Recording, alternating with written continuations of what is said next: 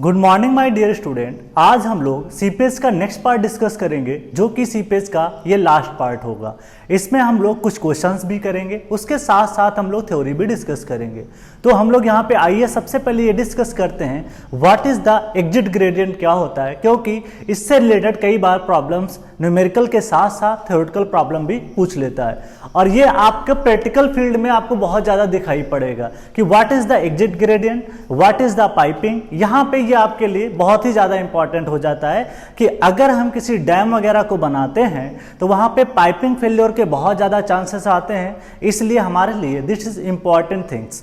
So I start from the exit gradient. मैं सबसे पहले स्टार्ट करता हूं what is the exit gradient. देखिए, it is the hydraulic gradient. ये एक तरीके का हाइड्रोलिक ग्रेडियंट ही होता है। अब हाइड्रोलिक ग्रेडियंट क्या होता है, ये क्या भाई है। अब हाइड्रोलिक ग्रेडियंट क्या था, it is the ratio of head loss या piezometric head loss divide by length होता था। अब वो लेंथ वहां पे होता था जहां पे आप निकालोगे, जिस सैंपल को आप कंसीडर करोगे।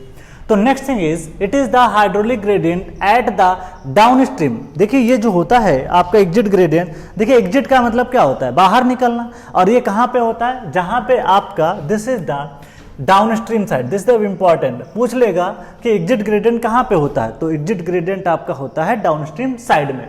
Eight which परकुलेटिंग water leaves the soil mass and emerges out the free water. होता क्या है फ्रेंड्स, मैं यहां पे समझाता हूं एग्जिट ग्रेडियंट को। इस डायग्राम से आप समझिएगा कि जब वाटर यहां से फ्लो करना शुरू करता है तो यहां पे देखो वाटर इंटर करेगा। क्यों? क्योंकि यहां पे हाई हेड है। Water will be enter from high head to low head. Water यहां से इंटर करेगा, धीरे धीरे सीपेज होगा इसका वाटर का। जब सीपेज होने के बाद वाटर बाहर भी निकलेगा।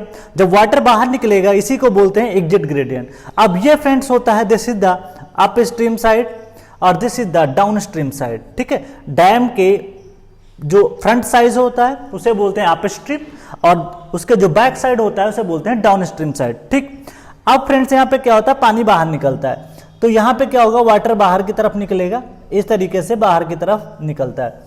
जब ये बाहर निकलता है तो इसके पास एनर्जी तो होती है भाई, क्योंकि वाटर के पास हेड है। जब इसके पास एनर्जी होती है तो ये बाहर निकलता है। तो करता क्या है कि वाटर ऊपर की तरफ जब निकलता है, पहली बात एक बेसिक कॉन्सेप्ट ये पता होना चाहिए कि वाटर यहाँ पे अपवर्ड फ्लो हो रहा है और यहाँ पे डाउनवर्ड फ्लो हो रहा है। और जहां पे अपवर्ड फ्लो होता है, मैंने बताया था कि वहां पे क्विक सैंड कंडीशन अकर हो जाती है। अब वो क्विक सैंड कंडीशन अगर यहाँ पे अकर होती है तो क्या होता है कि यहाँ पे effective stress will be zero. Effective stress अगर जीरो हो जाती है in case of fine sand या कोर्स सिल्ट के केस में, तो आप देखोगे कि उसकी shear strength will be also zero. Shear strength sand के केस में क्या हो जाती है, जीरो हो जाती है, क्योंकि उसमें कोई कोहेशन नहीं होता है।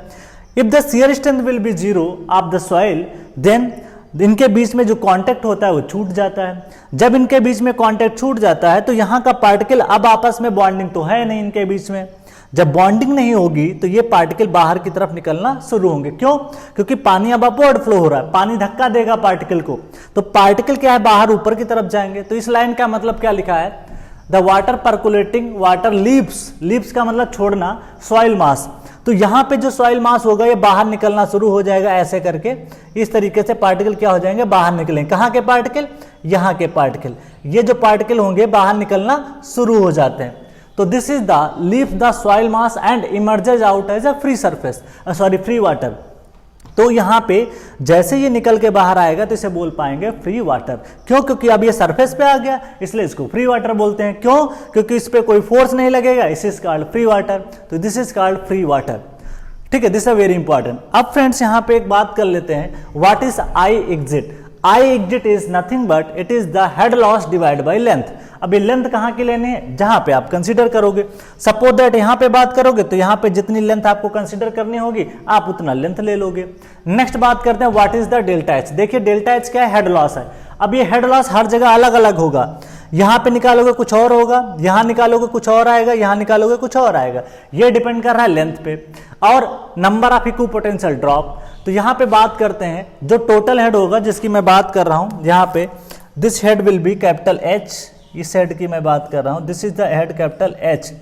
इस कैपिटल एच को अगर मैं नंबर ऑफ इक्विपोटेंशियल ड्रॉप, अब देखिए इसमें नंबर ऑफ फ्लो लाइन और नंबर ऑफ इक्विपोटेंशियल लाइन दोनों ड्रा कर सकते हैं, लेकिन यहां पे हम ड्रा नहीं करेंगे, क्यों, बस समझना है क्योंकि मैंने बताया था this is the flow channel, इसके परपेंडिकुलर जो होता है this is called equipotential line. तो यहाँ पे ND से अगर आप डिवाइड करोगे, क्योंकि जितना ज़्यादा यहाँ पे इक्विपोटेंशियल आपका लाइन होगा उतना ही कम वैल्यू आपको मिलेगा डेल्टा H की। मतलब कि जितने ज़्यादा नंबर ऑफ इक्विपोटेंशियल ड्रॉप होंगे इसमें, उतना ही ज़्यादा यहाँ पे क्या होगा कि आपका हेड कम बचेगा। क्यों? क्योंकि जैसे जैसे पानी फ्लो करता जाता है वैसे वैसे इसकी एनर्जी लॉस हो जाती है due to friction of soil. ठीक, तो पानी पहले यहाँ पे बहुत ज्यादा एनर्जेटिक था, लेकिन धीरे धीरे पानी की एनर्जी क्या हो गई, कम हो गई। जब पानी की एनर्जी कम हो जाती है, अब देखते हैं, बात कर लेते हैं नेक्स्ट कि delta H is the head loss across the last flow field. यहाँ पे एक फ्लो फील्ड बनेगी। देखिए फ्रेंड्स, इसको मैं समझाना चाहता हूँ। सपोज दैट कि ये एक आपके चैनल है, मैं इक्विपोटेंशियल लाइन को एक ऐसे समझाना चाहता हूँ। Suppose that this is the last field, इसको बोलते हैं लास्ट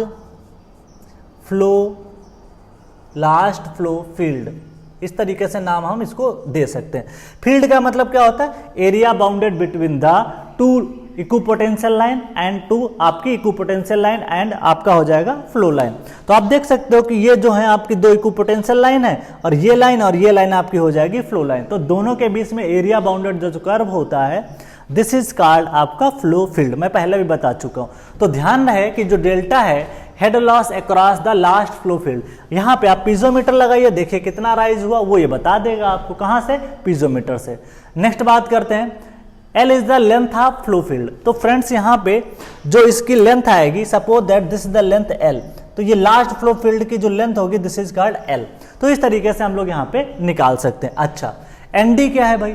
ND यहाँ पे है कि नंबर ऑफ इक्विपोटेंशियल ड्रॉप। तो यहाँ पे आपको देखना पड़ेगा कि कितने इक्विपोटेंशियल ड्रॉप हो चुके हैं, इससे आप डिवाइड कर दीजिए तो आप आंसर निकाल सकते हो। तो ये पता चल जाएगा आपको डेल्टा H। डेल्टा H पता चल जाए, आप यहाँ पे पुट करिए, I एग्जिट निकल के आ जाएगा। ठीक है, इसलिए हम यहाँ पे कैलकुलेट करते हैं। चलो नेक्स्ट बात कर लेते हैं, exit gradient is the governing criteria for piping. देखिए एग्जिट ग्रेडियंट जितना ज्यादा होगा, एग्जिट ग्रेडियंट जितना ज्यादा होगा उतना ही ज्यादा यहाँ पे पाइपिंग फेल्योर के चांसेस हैं। कैसे, उसको समझते हैं। देखिए यहाँ पे एग्जिट ग्रेडियंट डिपेंड करता है किस पे? डेल्टा H पे। इसका मतलब ये हुआ डेल्टा H ज्यादा तब होगा जब आपका यहाँ पे H की वैल्यू ज्यादा होगी। अगर आप स्ट्रीम साइड में हेड ज्यादा होगा तो पानी के पास एनर्जी होगी। जब पानी के पास में एनर्जी ज्यादा होगी तो डेल्टा H भी ज्यादा होगा। अगर डेल्टा H ज्यादा होगा तो इसका I एग्जिट भी क्या होगा? ज्यादा। तो इसमें पाइपिंग फेल्योर के चांसेस होते हैं। अब पाइपिंग क्या होता है पहले भी बता चुका हूं। पाइपिंग में क्या होता है कि पार्टिकल यहां से निकलना शुरू करते हैं। जब एक पार्टिकल चला गया तो दूसरा, जब यहां पे जगह खाली हो गई तो आगे कोई सपोर्ट करने वाला तो है नहीं, फिर पिछला पार्टिकल जाएगा, फिर ये पार्टिकल जाएगा, फिर ये पार्टिकल, फिर ये पार्टिकल। तो इस तरीके से एक पाइप बन जाता है। This is called piping failure. So governing criteria for piping is exit gradient. Exam में पूछ लेगा कि बताइए पाइपिंग के लिए गवर्निंग क्राइटेरिया क्या होता है, तो this is the exit gradient. Next बात करते हैं यहाँ पे, to avoid piping I exit is less than I critical. यहां पे ये बात कर रहा है कि जो I एग्जिट है, जो अप्लाइड है, जो अकर कर रहा है, वो लेस होना चाहिए किससे? आपका I क्रिटिकल से। तो इस चीज का ध्यान रखिएगा कि I एग्जिट का मतलब होता है I डेवलप्ड होता है, जो कि यहां डेवलप हो रहा था। अब ये डेवलप्ड हमेशा लेस होना चाहिए किससे? I क्रिटिकल से। जैसे हम बात कर लें कि working stress is less then yield stress, जैसे हम लोग बात करते थे फैक्टर ऑफ सेफ्टी सोम की बात करें, तो अप्लाइड लोड या अप्लाइड कुछ भी हो, this is the less than resisting value, तभी जाकर कोई चीज सेफ होती थी। जैसे सोम में अगर हम बात करें तो क्या बात करते थे कि अप्लाई, या आरसीसी की बात कर लें, अप्लाइड मोमेंट ऑफ रेजिस्टेंस, जो अप्लाइड मोमेंट है अगर लेस देन होता था आपका मोमेंट ऑफ रेजिस्टेंस से, तभी जाकर के आपका आरसीसी स्ट्रक्चर सेफ होता था। सेम थिंग यहां पे भी है कि I एग्जिट जो डेवलप है this is less than I critical. अब क्रिटिकल का मतलब होता है यहां पे रजिस्टिंग वैल्यू, अगर रजिस्टिंग ज्यादा होगा तो ये पाइपिंग का फेल्योर अकर यहां पे नहीं होगा। तो इस तरीके से बात करते हैं, ठीक। क्योंकि I क्रिटिकल का फार्मूला मैंने क्या लिखा था, I critical equal to G-1 divide by 1 plus E। अब ये स्पेसिफिक ग्रेविटी वगैरह पे डिपेंड करता है, इसलिए ये इंपॉर्टेंट हो जाता है। तो this is the I critical. Next अगर हम बात करें फैक्टर ऑफ सेफ्टी की, तो फाइन सैंड के केस में फैक्टर ऑफ सेफ्टी ज्यादा रखना पड़ता है 6 से 7, और फॉर कोर्स सैंड ये फैक्टर ऑफ सेफ्टी 4 से 5 रखना पड़ता है। अब ऐसा क्यों होता होगा देखते हैं। देखिए फाइन सैंड में क्या होता है फ्रेंड्स, यहाँ पे पोर वाटर प्रेशर ज़्यादा डेवलप हो जाता है, मतलब परमेबिलिटी थोड़ा कम होती है। देखिए जब परमेबिलिटी यहाँ पे कम होगी तो पानी रुकना स्टार्ट हो जाएगा। पानी जब रुकना स्टार्ट हो जाता है तो एक साथ पानी काफ़ी ज़्यादा इकट्ठा हो जाएगा। जब बहुत सारा पानी इकट्ठा हो जाएगा तो वो एक हाइड्रोस्टेटिक प्रेशर लगाएगा, जिसको हम लोग अपलिफ्ट प्रेशर बोलते हैं। अब ये अपलिफ्ट प्रेशर बहुत सारा डेवलप हो चुका होगा। जब बहुत सारा डेवलप हो जाएगा तो धक्का देगा पार्टिकल को, इसलिए फाइन ग्रेन के केस में फैक्टर ऑफ सेफ्टी क्या रखते हैं, ज्यादा रखते हैं। लेकिन कोर्स सैंड में क्यों नहीं रखते, क्योंकि यहाँ पे कोर्स सैंड है, यहाँ पे परमेबिलिटी हाई होगी तो पानी यहाँ से क्या होता रहता है, आसानी से पास करता रहता है। जब पानी आसानी से पास करेगा तो कोई भी हाइड्रोस्टेटिक प्रेशर ज्यादा जनरेट नहीं हो पाएगा, इस वजह से यहाँ पे अपलिफ्ट भी कम होगा, जिसके कारण हम लोग फैक्टर ऑफ सेफ्टी यहाँ पे क्या कर रहे हैं, 6 से 7 के बजाय 4 से 5 रख सकते हैं। ओके, नेक्स्ट बात करते हैं factor of safety for piping, it is the ratio of I critical upon I exit. तो इस चीज का आपको थोड़ा सा ध्यान देना पड़ेगा। चलो नेक्स्ट बात करते हैं हम लोग कि piping can be avoided by providing sufficient length of vertical cut off seat pile wall which helps to increase the length of flow, hence in reducing the eye exit and increasing factor of safety। इसको समझते हैं, इस diagram से आपको समझा देता हूं, सारी चीजें क्लियर हो जाएंगी। This is the upstream head, जिसके कारण यहाँ पे फ्लो अकर होना शुरू होता है। अब फ्रेंड्स अगर मैं ये सीट पाइल अगर ना प्रोवाइड करता, इसको मैं बोल रहा हूं सीट पाइल, जो कि ये प्रोवाइड किया जाता है, काफी डेप्थ होती है इसलिए इसका नाम पड़ता है पाइल। सीट इसलिए नाम क्योंकि सीट जैसा स्ट्रक्चर होता है, इसलिए दिस इज कॉल्ड सीट, इसलिए इसको बोलते हैं सीट पाइल। ये स्टील का बना होता है। अब ये ज्यादातर हम लोग स्टील का ही बनाते हैं। पानी देखिए अगर ये हम ना प्रोवाइड करते तो पानी अपना रास्ता ये वाला लेता है। कौन सा लेता है, जो मैं डॉट डॉट बनाने जा रहा हूं, दिस इज द रास्ता। अगर मैं बात कर लूं, दिस इज द, अगर मैं यहां पे सीट पाइल ना देता तो इसका रास्ता ये वाला होता। आप बताओ कि इसकी ये वाली लेंथ ज्यादा होगी कि इसकी ये वाली लेंथ ज्यादा होगी। जाहिर सी बात है जो कर्वेचर लेंथ होगी यहाँ पे, अगर मैं बात करूं ब्रैकेट में लिख के, यहाँ पे एक लेंथ मैं देता हूं, दिस इज द L1 और दिस इज द जो कर्वेचर लेंथ है, this is the called LC। तो यहाँ पे L कर्वेचर जो आएगा this is greater than L1। तो यहाँ पे आप देख सकते हो कि L curvature is greater than L1। इसका मतलब आपने क्या कहा, पानी को कहा कि भाई ज्यादा ट्रेवल करके आओ। जब पानी ज्यादा ट्रेवल करेगा तो उसका फ्रिक्शनल लॉस और ज्यादा हो जाएगा, उसकी बहुत सारी एनर्जी क्या है कि रास्ता उसका अब लंबा हो गया। पहले लेंथ जो थी वो कम थी तो पानी को कम डिस्टेंस ट्रेवल करनी पड़ती है, तो फ्रिक्शनल लॉसेस भी कम हुए होंगे। लेकिन जब पानी भैया ज्यादा लेंथ ट्रेवल करके आएगा तो उसकी क्या हो जाएगी, उसका फ्रिक्शनल लॉसेस भी ज्यादा हो जाएगा। जब फ्रिक्शनल लॉसेस ज्यादा हो जाएगा तो पानी के पास अब एनर्जी कम बचेगी, क्योंकि ये हेड क्या हो चुका होगा, रिड्यूस हो चुका होगा। जब उसकी एनर्जी रिड्यूस हो जाती है तो जाहिर सी बात है यहाँ पे आपका एग्जिट ग्रेडियंट भी क्या हो जाएगा, कम, क्योंकि आई एग्जिट को आपने क्या लिखा था, this is the delta H upon L. अगर मैं एल को इंक्रीज करूंगा, L is increasing, I exit will be decreasing. तो मैं यहाँ पे लिख सकता हूं क्या कि यहाँ पे अगर मैं बात करूं, this is the I exit. अगर मैं आई एग्जिट की बात करूं तो this is the delta H divide by length. अब इस लेंथ को अगर आप बढ़ाओगे, लेंथ ऑफ फ्लो, तो ये क्या हो जाएगा, डिक्रीज। अगर ये डिक्रीज हो गया तो मुझे कोई प्रॉब्लम नहीं होगी। तो यहाँ पे ये चीजें हम कर सकते हैं। तो ये प्रैक्टिकली किया भी जाता है, इसलिए मैंने इसको बता दिया। एग्जाम में क्वेश्चन आ जाएगा, बताइए पाइपिंग फेलियर को कैसे रोकना है। तो ज्यादातर कोशिश ये की जाती है कि आप डाउन स्ट्रीम साइड में या इंटरमीडिएट प्रोवाइड कर दीजिए क्या, सीट पाइल या कट ऑफ। अब इसका कट ऑफ का मतलब मैं बताता हूं। कट ऑफ का मतलब ये होता है कि जो चीज पहले फ्लो हो रही थी, जिसमें एक रास्ता बना था, उसको हम बोल सकते हैं कट ऑन। मतलब कह सकते हो जैसे कि ये पानी फ्लो कर रहा था, अब आपने क्या कर दिया, बीच में ब्लॉकेज कर दिया। बीच में ब्लॉकेज करने की वजह से वहां पे होता क्या है कि आपने फ्लो को इंटरप्ट कर दिया, रोक दिया, बाधा बना दिया, उसमें ऑब्स्ट्रक्शन क्रिएट कर दिया। तो इसकी वजह से इसको हम लोग बोल देते हैं कट ऑफ। ठीक है, तो इसका नाम होता है कट ऑफ। ठीक, अगली बात करते हैं विच हेल्प्स। तो ये बात हो गई, तो इस तरीके से हमने बात की। नेक्स्ट है piping can be avoided by providing protective filter. Piping को और भी रोका जा सकता है अगर मैं प्रोटेक्टिव फिल्टर प्रोवाइड कर दें या ग्रेडेड फिल्टर प्रोवाइड कर दें, इन्वर्टेड फिल्टर प्रोवाइड कर दें, which helps to both avoiding the erosion of soil particles and reducing the uplift pressure at the base of dam. इस चीज को थोड़ा सा समझ लेते हैं। इस डायग्राम से आपको समझाता हूं ताकि सारी कहानी आपको क्लियर हो जाए। ये है आपका डैम, मैंने बना दिया। This is the upstream side, जहां पे आपका ये हेड जो है, this is the capital H, ये मैंने बना दिया कैपिटल एच। ये हेड के कारण पानी यहां फ्लो करता है। पानी जब फ्लो करेगा तो इस तरीके से सीप आउट करेगा पानी और बाहर निकलने की कोशिश करेगा। यहां पे पानी की जो एंट्री है ये कैसी है, डाउनवर्ड फ्लो है, और यहां पे पानी का फ्लो कैसा है, अपवर्ड है। और मैंने बताया था आपकी क्विक सैंड कंडीशन कहां पे अकर होती है, this is occur in upward flow. Upward flow में मैंने बताया था कि वहां पे क्विक सैंड कंडीशन अकर होती है बिकॉज क्योंकि वहां पे हमने ये देखा था कि आपकी जो इफेक्टिव स्ट्रेस होती है वो जीरो हो जाती है। एक ऐसी कंडीशन आती है जब आपका सीपेज प्रेशर, जो नीचे से सीपेज प्रेशर होता है वो आपका बॉयंट वेट के बराबर या सबमर्ज वेट के बराबर हो जाता है। तो उस केस में हमारा effective stress will be zero. अगर इफेक्टिव स्ट्रेस जीरो होती है तो आपकी इन केस ऑफ सैंड आपकी जो all the shear strength will be zero. वो मैंने बताया भी था बहुत अच्छे से, tau equal to C plus sigma tan phi. C zero होगा क्योंकि ये कोहेशनलेस सॉइल है, सिग्मा जीरो क्योंकि seepage pressure will be equal to buoyant force या सबमर्ज वेट। ठीक है, तो इस तरीके से हमने क्या किया, जीरो आ जाता था। अब वो जब जीरो हो जाएगा तो इसका मतलब पार्टिकल आपस में अब बंधे नहीं रहेंगे, इनके बीच में कोई भी अप्लाइड फोर्स का रेजिस्टेंस अब नहीं हो पाएगा। तो सॉइल की शियर स्ट्रेंथ यहाँ पे जीरो हो जाएगी। जब यहाँ पे सॉइल की शियर स्ट्रेंथ जीरो होगी तब जैसे ही पानी ऊपर की तरफ फ्लो करेगा तो यहाँ के कुछ पार्टिकल ऊपर की तरफ जाना शुरू हो जाएंगे।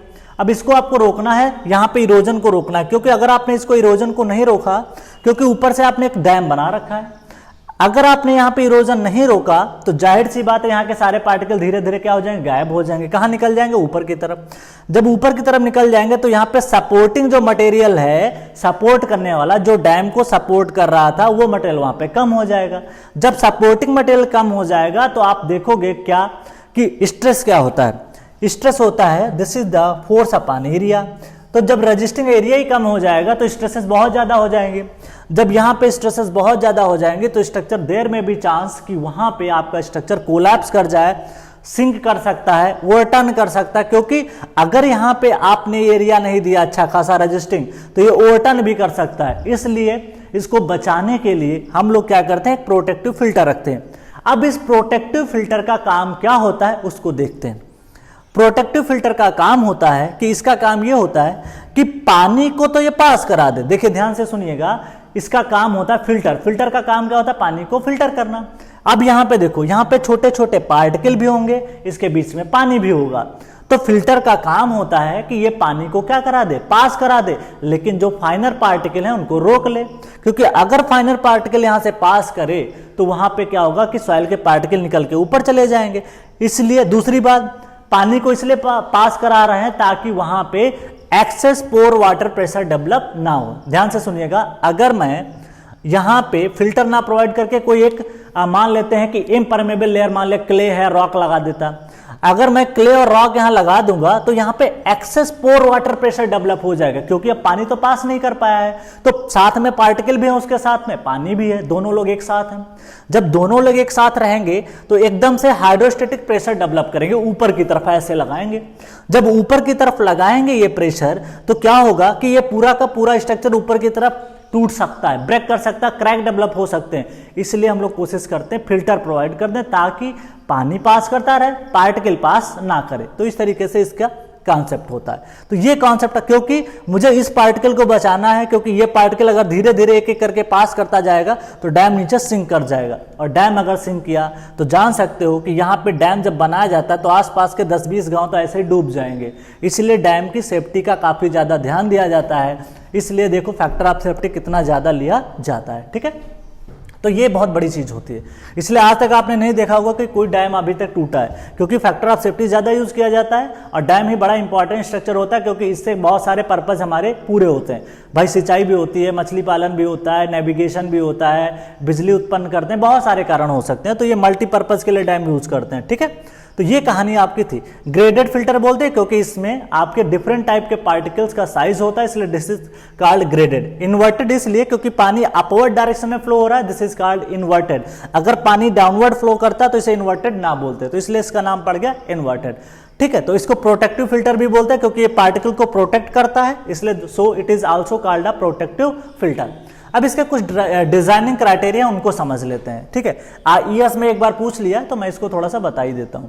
क्या है design guidelines for protective filter? पहला ये है कि D15, अब 15 क्या होता है ये सब आपको पता होगा, सॉइल में बहुत अच्छे से डिस्कस किया था कि 15% particle are finer than this size. जो 15% पार्टिकल है ना, इसके करस्पॉन्डिंग जो सीव होगी ना, उससे 15% ऐसे पार्टिकल होंगे जो उस सीव साइज से छोटे होंगे, जो उससे पास कर गए होंगे। तो D15 अपॉन D85, अब 85 भी आप उसी तरीके से समझ सकते हो, ये मैं बहुत अच्छे से बता चुका हूं। तो डी फिल्टर, फिल्टर कौन सा, ये जो पार्ट यहां पे फिल्टर आपने बनाया, इसके पार्टिकल का जो फाइनर पार्टिकल होगा उसको बोलते हैं D15। इसका साइज का पार्टिकल यहां पे यूज करते हैं। चलो फिर क्या है यहाँ पे D85, मतलब ये पार्टिकल बहुत ही ज्यादा फाइनर है, ये पार्टिकल कम फाइनर है। ओके, बात अच्छे से समझिएगा। ये 15% particle are finer, this is 85 मतलब 85% पार्टिकल आर फाइनर, ध्यान से समझिएगा।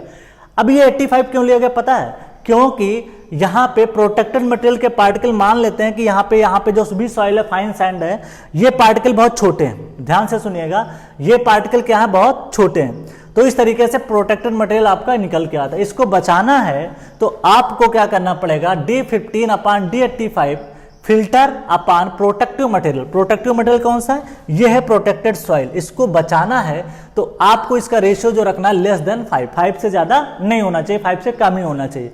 तो ये क्या बताता है, this condition is indicate that कि this will ensure no signification of erosion.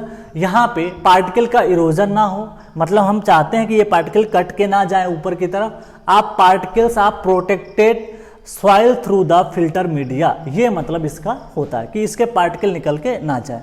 Next बात करते हैं, नेक्स्ट बात ये है कि द सॉइल विल बी, यहाँ पे अगर हम बात करें कि नेक्स्ट बात कर रहा कि 4 से 20 के बीच लाई करता है अगर D15 upon D50 filter upon protected soil. P का मतलब यहाँ पे प्रोटेक्टेड सॉइल है, तो इसको हम लोग तो शॉर्ट में लिखा है पी सॉइल करके, ठीक है। अगर ये 4 से 20 के बीच में रखोगे आप तो इट विल इंश्योर दैट कि seepage pressure will not develop. इसका मतलब क्या हुआ कि यार पार्टिकल को रोक लो लेकिन पानी धीरे धीरे धीरे करके क्या हो जाए, ऊपर पास कर जाए। तो इस कंडीशन का मतलब है कि पानी पास करा दो, अगर यहाँ पे रुक गया पानी तो हाइड्रोस्टेटिक प्रेशर डेवलप कर देगा।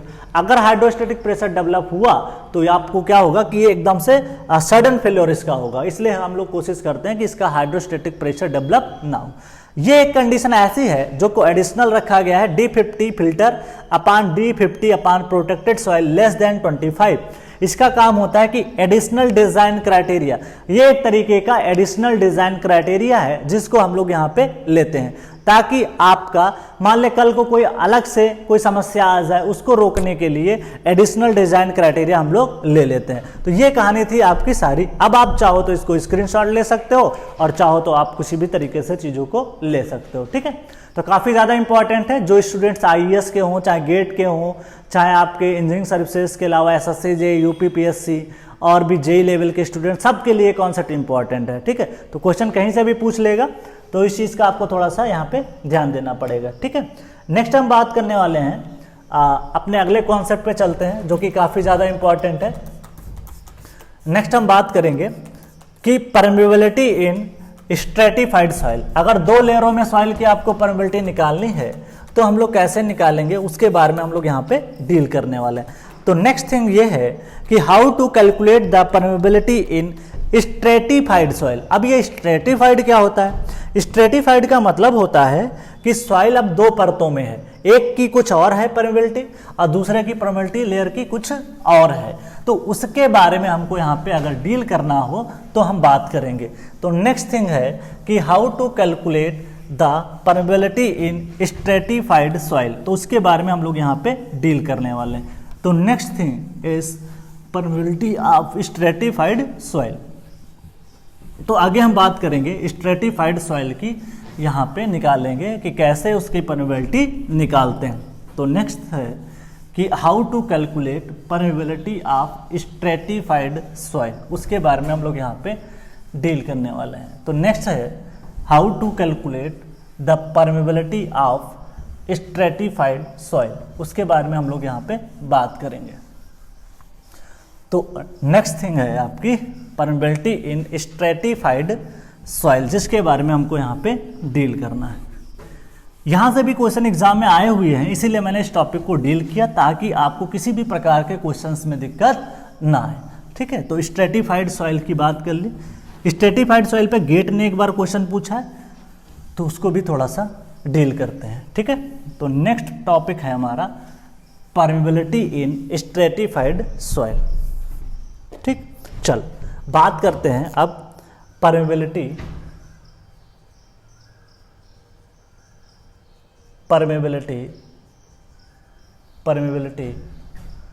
इन स्ट्रेटिफाइड सॉइल। स्ट्रेटिफाइड सॉइल में हमको क्या करना है, परमेबिलिटी क्या करना है, निकालना है। स्ट्रेटिफाइड सॉइल में हमको यहाँ पे परमेबिलिटी क्या करना है, निकालना है, ठीक है। तो हमारी सॉइल कैसी है, स्ट्रेटिफाइड सॉइल, ठीक। This is the stratified soil. चलो बात कर लेते हैं स्ट्रेटिफाइड सॉइल में। सपोज दैट एक एग्जांपल के थ्रू समझते हैं इसको। ये है, जैसे आपने लेंस में कॉन्सेप्ट पढ़ते हो सेम कॉन्सेप्ट यहाँ पे भी लगाते हैं। दिस इज कॉल्ड नॉर्मल, इसको बोलते हैं नॉर्मल, ठीक।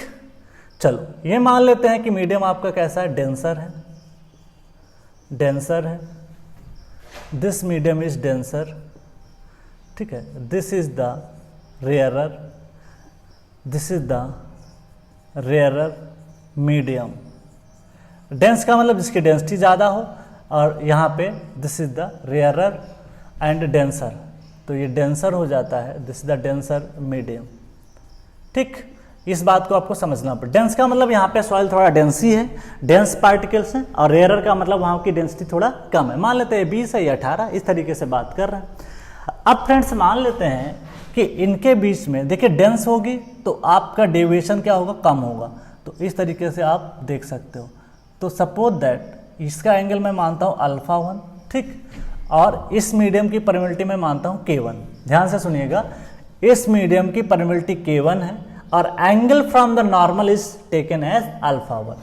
अब देखिए फ्रेंड्स, ये है नॉर्मल, ये भी नॉर्मल है, चलो ये नॉर्मल है, ठीक, ये नॉर्मल है। अब बताइए यहाँ पे रेयरर मीडियम है, अगर रेयरर मीडियम होगा तो इसका डेविएशन क्या होगा, ज़्यादा होगा।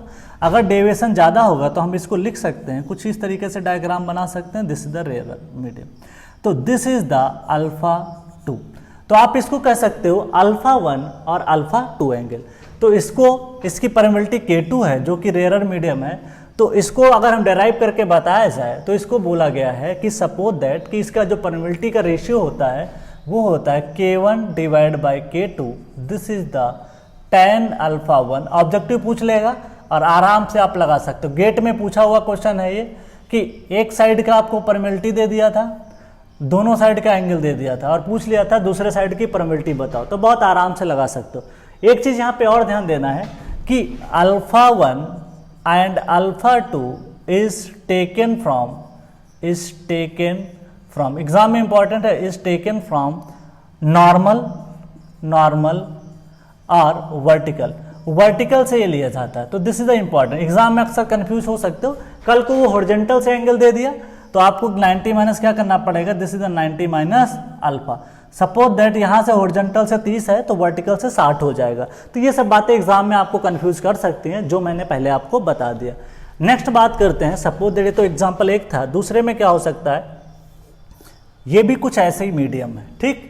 अब इस मीडियम में बात करते हैं। अब यहाँ पे मीडियम जो है वो रेयरर है, कैसा है, रेयरर मीडियम है, ठीक है, रेयरर मीडियम है यहाँ पे, और इसकी परमेबिलिटी मान लेते हैं K1 है, और ये डेंसर है, कुछ भी मान सकते हो, कुछ भी जो आपको लगे। डेंसर मीडियम है जिसकी परमेबिलिटी, डेंसर मीडियम की permeability this is the K2, okay. अब ये रेयरर है तो इसका डेविएशन थोड़ा ज़्यादा होगा, अब उसके बाद में इसका डेविएशन क्या हो जाएगा, थोड़ा कम हो जाएगा। तो इस तरीके से दिस इज कॉल्ड नॉर्मल, इसको हम लोग क्या बोल पाते हैं, नॉर्मल। सपोज दैट ये स्ट्रेट लाइन ही आएगी friends, this is the straight line, this is the angle alpha 1 और suppose that this is the alpha 2, ठीक। तो आप देख पाओगे कि नॉर्मल से अब डेविएशन यहाँ पे थोड़ा कम हो जाएगा, क्योंकि यहाँ पे आपका डेंसर मीडियम है।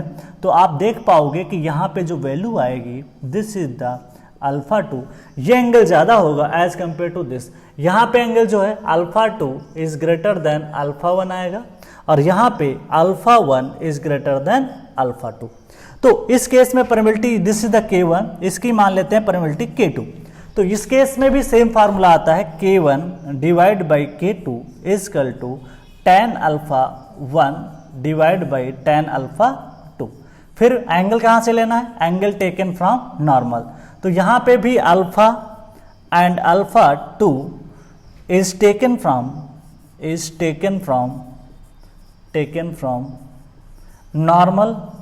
नॉर्मल से लेना है, एंड नॉर्मल और फ्रॉम और वर्टिकल से कंसीडर करना पड़ेगा। ठीक है, तो इस तरीके से चीज़ों को आप आसानी से कर सकते हो।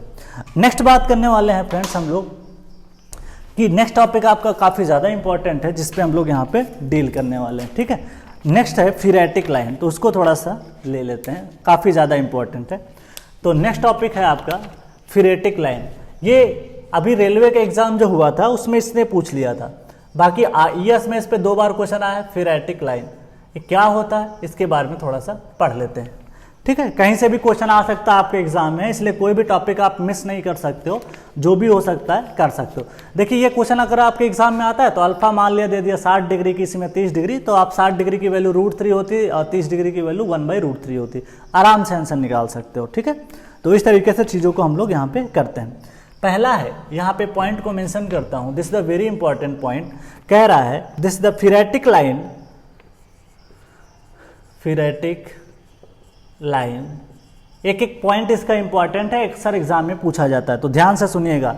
फिरेटिक line is top most, underline करो top most, this is the top most flow line, top most flow line below the, this is the top most flow line below which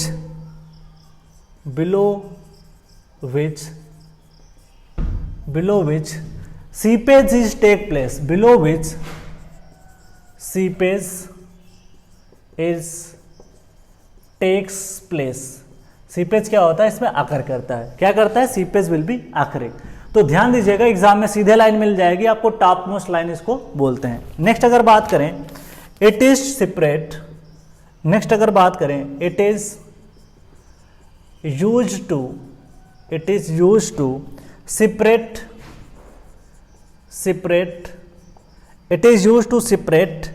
saturated soil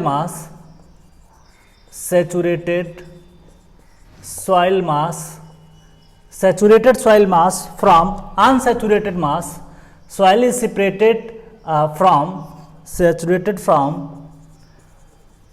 unsaturated soil mass। मतलब एक तरीके से boundary line होती है between the saturated and unsaturated line. This is the from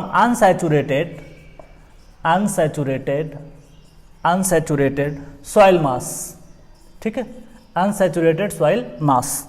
next thing, third point है pressure below the, ये question RRB JEE में ही पूछ लिया कि pressure below the phreatic line, this is the phreatic line, pressure below the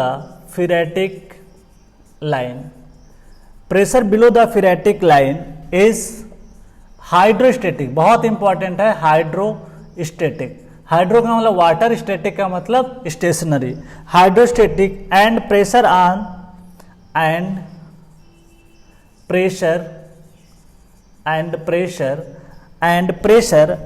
end ध्यान दीजिएगा, on and above, बहुत इंपॉर्टेंट है, ऑन एंड एबव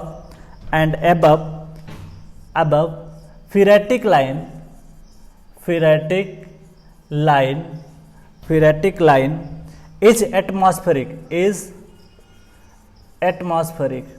कैसा है, एटमॉस्फेरिक है। ठीक है, तो इस चीज का थोड़ा सा ध्यान दीजिएगा, इसको बोलते हैं एटमॉस्फेरिक प्रेशर। अभी डायग्राम बनाएंगे तो आपको और सारी चीजें क्लियर हो जाएंगी। नेक्स्ट अगर बात करें, चौथा पॉइंट, फिरेटिक लाइन फॉलोस।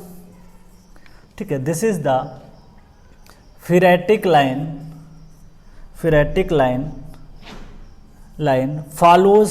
अब ये डेरिवेशन से आता है, लेकिन आपको रिमेंबर करने की जरूरत है, डेरिवेशन करने की जरूरत नहीं है। Follows the path of base parabola. जो पैराबोला होता है ना, जैसे पैराबोला में कितने डिग्री इक्वेशन होती है, 2 डिग्री होती है। मतलब जैसे पैराबोला में आप देखते थे, पैराबोला ऐसा बनता था, बहुत पढ़ा हमने पैराबोला y² = 4x।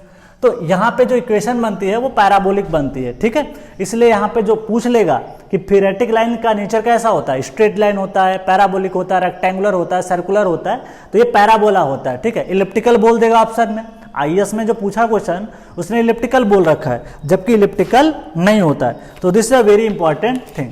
तो इस तरीके से हमने चीज़ों को डिस्कस किया कि कैसे हम लोग यहाँ पे मैनेज करते हैं।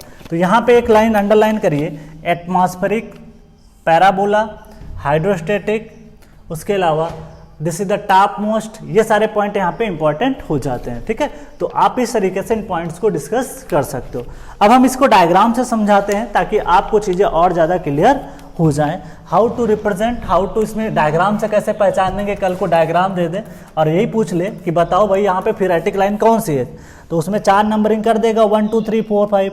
तो आपको पहचानना जरूरी है कि भाई पीरियोडिक लाइन क्या होती है। अब आपको पता ही नहीं कि ये टॉप मोस्ट लाइन होती है तो कैसे आंसर निकालोगे। तो आपको कम से कम ये तो पता होना चाहिए कि ये कौन सी लाइन होती है। तो इस तरीके से इसका डेरिवेशन वगैरह इंपॉर्टेंट नहीं है बिल्कुल भी, अभी तक जो है क्वेश्चन इसका गेट में भी नहीं आया है। हाँ, ईएस में आया है, वो भी मेंस में आता है, एक बार पूछा है, तब से एक बार भी क्वेश्चन ये पूछा नहीं है। तो इसलिए इसको डेरिवेशन पे जाने की जरूरत नहीं है। जब मेंस के बैच में आप आओगे तो वहाँ पे हम चीज़ों को कवर कर लेंगे, ठीक है। क्योंकि अभी इंपॉर्टेंट नहीं है फ्रेंड्स, तो उस पर टाइम वेस्ट करने का कोई मतलब नहीं है। कॉम्प्लेक्स भी है, थोड़ा टाइम टेकन भी है, और उसको पढ़ के आप रिमेंबर भी नहीं कर पाओगे। तो उससे अच्छा उसको छोड़ दो। क्यों? क्योंकि अगर वो पूछा जाता तो मैं करा देता, ठीक है। लेकिन आगे जब आएंगे हम लोग मेंस में करेंगे तो उसको कवर अप कर लेंगे। हाँ, लेकिन ये पॉइंट मैं इसलिए लिखा दिया क्योंकि आपका ऑब्जेक्टिव एग्जाम है, तो ऑब्जेक्टिव आपका रुकना नहीं चाहिए, ठीक है। तो इस तरीके से हम चीज़ों को डील करते हैं। बाकी जहां जरूरत थी मैंने सारे डेरिवेशन कराए, मैक्सिमम से मैक्सिमम डेरिवेशन जितने हो सकते हैं मैं कहीं नहीं छोड़ रहा हूं, ठीक है। और जहां पे मुझे लगेगा दिस इज द इंपॉर्टेंट, मैं वैसे भी नहीं छोड़ने वाला हूं, ठीक है। तो नेक्स्ट बात करने वाले हैं कि हाउ टू, कैसे चीज़ों को यहाँ पे डायग्राम के माध्यम से समझें। सपोज दैट कि ये आपका अर्दन डैम है। कैसा डैम है, इसको दूसरे मार्कर से लिखता हूँ, थोड़ा सा दिखाई कम पड़ रहा होगा आपको, तो मैं दूसरे मार्कर से इसको रिप्रेजेंट करता हूँ। This is the earthen dam, earthen dam मतलब मिट्टी का एक डैम बना हुआ है, ठीक है। ये आपका ग्राउंड है जिस पे आपने क्या किया, डैम को बना दिया, ठीक है। This is the dam. अब यहाँ पे वाटर टेबल है, मान लेते हैं यहाँ पे वाटर टेबल है, this is the water table. इसका सिंबल ही होता है वाटर टेबल का, ये फ्री वाटर सरफेस का, ठीक। यहाँ पे आप फिल्टर विल्टर प्रोवाइड करते हो, grader filter, this is the, जैसे अभी हमने आपको बताया था फिल्टर के बारे में, ये फिल्टर है आपका जो आपने प्रोवाइड कर रखा है, ठीक। तो यहाँ पे जो लाइंस होती हैं, जब फ्लो अकर होता है तो कुछ इस तरीके से लाइंस यहाँ पे निकल के आती हैं, इस तरीके से लाइन आपकी निकल के, इनके बीच में लगभग स्पेसिंग कह नहीं सकते कि हर जगह सेम ही होगी। इस तरीके से फ्लो आपका अकर होके आता है, ठीक है। इस तरीके से आपका फ्लो, ठीक। अब यहाँ पे क्या होता है, हेड लॉस की अगर मैं बात करूँ, यहाँ पे जो हेड लॉस होता है, यहाँ पे जो लाइंस हैं वो कुछ इस तरीके से, ये इक्विपोटेंशियल लाइन है, लगभग 90 डिग्री पे कट होना चाहिए approximate. This the equipotential line मैं बना रहा हूँ बस समझने के लिए। तो इनमें जो हेड लॉस होता है ना, डेल्टा एच, यहाँ पे भी होना चाहिए। इक्विपोटेंशियल है इसलिए हम इसको डेल्टा एच मान रहे हैं, ठीक है। This is the also delta H, this is the also delta H, ठीक है। तो इस तरीके से आप यहाँ पे दिखा सकते हो, ठीक है। जैसे जैसे इधर आओगे डाउनस्ट्रीम साइड में, वैसे वैसे इसका क्या हो जाएगा, चीज़ें चेंज हो जाएंगी। इसको मैं ए मानता हूँ, इसको मैं सी मानता हूँ, ठीक। अब फ्रेंड्स यहाँ पे एक नाम देता हूँ, दिस इज द ए सी, और यहाँ पे एक नाम है दिस इज द एफ, और इसको नाम दे दिया जी। यहाँ पे मैं लिखता हूँ कि क्या क्या चीज़ें, यहाँ पे टॉप मोस्ट फ्लो लाइन, इसको आप बोल पाओगे, इस लाइन को, ये ध्यान से देखिएगा, this is the top most flow line, top most flow line, इसको बोलते हैं टॉप मोस्ट फ्लो लाइन, ठीक है। आर फिरेटिक लाइन, इसको क्या बोल दोगे, phreatic line. This is the very important, ठीक। चलो अब ये बात करते हैं यहाँ पे और कौन सी लाइन है उसके बारे में डिस्कस करते हैं। जो AC है हमारी, दिस इज इक्विपोटेंशियल लाइन, तो this is the AC, this is called equipotential line, because क्योंकि ये आपकी इक्विपोटेंशियल हमेशा फ्लो लाइन के जो परपेंडिकुलर लाइन होती है, this is called equipotential line.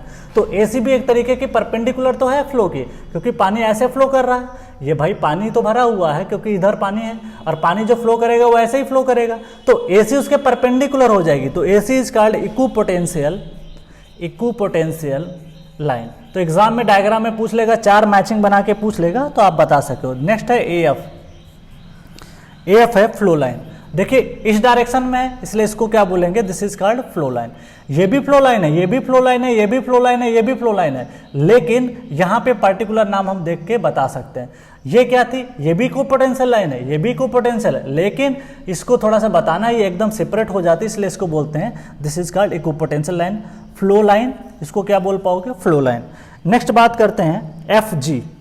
यहाँ पे नेक्स्ट टर्म आता है, यहाँ पे जो प्रोवाइड करते हो ये फिल्टर आपका होता है। तो इस तरीके से चीज़ें आपकी हो जाती हैं। इसको एक और लाइन देते हैं 100% सैचुरेशन लाइन, 100% सैचुरेशन लाइन, क्योंकि यहाँ पे पानी पूरी तरीके से भरा रहेगा इसलिए इसको 100% भी बोल सकते हो। अब समझो इसको, phreatic line is a top most flow line below which seepage take place. देखिए भाई ये क्या है, वाटर टेबल यहाँ रहेगा, यहाँ वाटर टेबल ऐसे रहेगा, यहाँ वाटर टेबल रहेगा, यहाँ वाटर टेबल रहेगा, यहाँ जब पानी फ्लो करेगा तो यहाँ पे हेड लॉस अकर होगा, क्योंकि पानी भाई फ्रिक्शन होता है तो पानी यहाँ पे हेड लॉस अकर होगा। तो this is called top most line. तो this is the top most line, this is called phreatic line. तो ये सबसे ऊपर वाली जो रहेगी this is called phreatic line. ठीक है, नेक्स्ट अगर बात करें दूसरा पॉइंट है, it is use to separate saturated soil mass from unsaturated. देखिए इसके नीचे की जो सॉइल रहेगी हमेशा सैचुरेटेड रहेगी और इसके ऊपर सॉइल जो रहेगी वो अनसैचुरेटेड। तो इसको आप लिख सकते हो सैचुरेटेड सॉइल, सैचुरेटेड सॉइल, और ऊपर की जो सॉइल रहेगी this is called unsaturated soil. तो अनसैचुरेटेड सॉइल, तो दो नाम से पुकार सकते हो, अनसैचुरेटेड नहीं। तो ये एक तरीके की बाउंड्री लाइन काम कर जाती है किसके किसके बीच में, saturated as well as unsaturated. Next बात करें, pressure below the phreatic line is hydrostatic. तो इसके जस्ट बिलो अगर आप देखोगे तो हाइड्रोस्टेटिक रहेगा, क्योंकि पानी पे सपोज ये पानी का मॉलिक्यूल है तो इधर भी पानी का प्रेशर लगेगा, इधर भी लगेगा, इधर से भी लगेगा, this is called hydrostatic. Hydrostatic में पास्कल लॉ वैलिड होता है तो आप बता सकते हो hydrostatic and pressure on and above phreatic line is atmospheric. आप बताओ, कभी भी मैंने जब वाटर टेबल को दिखाया था, हमेशा ये वाटर टेबल दिखाता हूं तो इस पर हमेशा जो है एटमॉस्फेरिक प्रेशर काम करता है। किसका प्रेशर काम करता है, एटमॉस्फेरिक का। तो चाहे ऑन द फिरेटिक लाइन पूछे या अबव पूछे, हमेशा कैसा प्रेशर होगा, एटमॉस्फेरिक प्रेशर होगा। कैसा होगा, एटमॉस्फेरिक प्रेशर। तो ये बातें हम यहाँ पे बता रहे हैं कि ये एटमॉस्फेरिक प्रेशर आपका काम करेगा, अबव ऑन फिरेटिक लाइन कैसा होगा, एटमॉस्फेरिक प्रेशर। तो इस तरीके से आप इसको ध्यान दे सकते हो। ठीक है, नेक्स्ट बात कर लेते हैं। तो इस phreatic line follows the path of base parabola. ये एकदम कर्वेचर जैसी होती हैं, 2 डिग्री में बनती है। तो जैसे पैराबोला बनता है वैसे ही कुछ पाथ इसका बनता है, इसलिए कहते हैं इसको पैराबोला। तो ये पॉइंट आपको एग्जाम में मिल जाएंगे फ्रेंड्स, तो इस चीज का ध्यान दीजिए। और ध्यान दीजिए ये अर्दन डैम है, ये कोई डैम ऐसा नहीं है कि जिसपे हम लोग स्ट्रक्चर, ये कोई आपका मशीनरी डैम नहीं है, ये कैसा है, अर्दन डैम। तो मैंने यहाँ पे लिख भी दिया था, this is called earthen dam. तो इस तरीके से हमने इस टॉपिक को, अपने सीपीएस टॉपिक को लगभग कंप्लीट किया। अब फ्रेंड्स हम लोग क्या करेंगे, कुछ क्वेश्चंस हैं जिनको हम डील कर लेते हैं, जो कि काफ़ी ज़्यादा इंपॉर्टेंट हो जाएंगे। उन क्वेश्चंस के बारे में हम लोग यहाँ पे डिस्कस करते हैं। ठीक है, तो हम लोग बात करेंगे इसको नेक्स्ट, इसको वीडियोस में हम लोग देखेंगे कि कैसे, हाउ टू, या इसी में हम लोग कर लेंगे। तो अब हम लोग करने वाले हैं आपके क्वेश्चंस को डील करेंगे, जिसमें हम लोग बात करने वाले हैं कि कैसे क्वेश्चंस को डील करना है। तो सबसे पहले आइए हम लोग स्टार्ट करते हैं क्वेश्चंस के बारे में।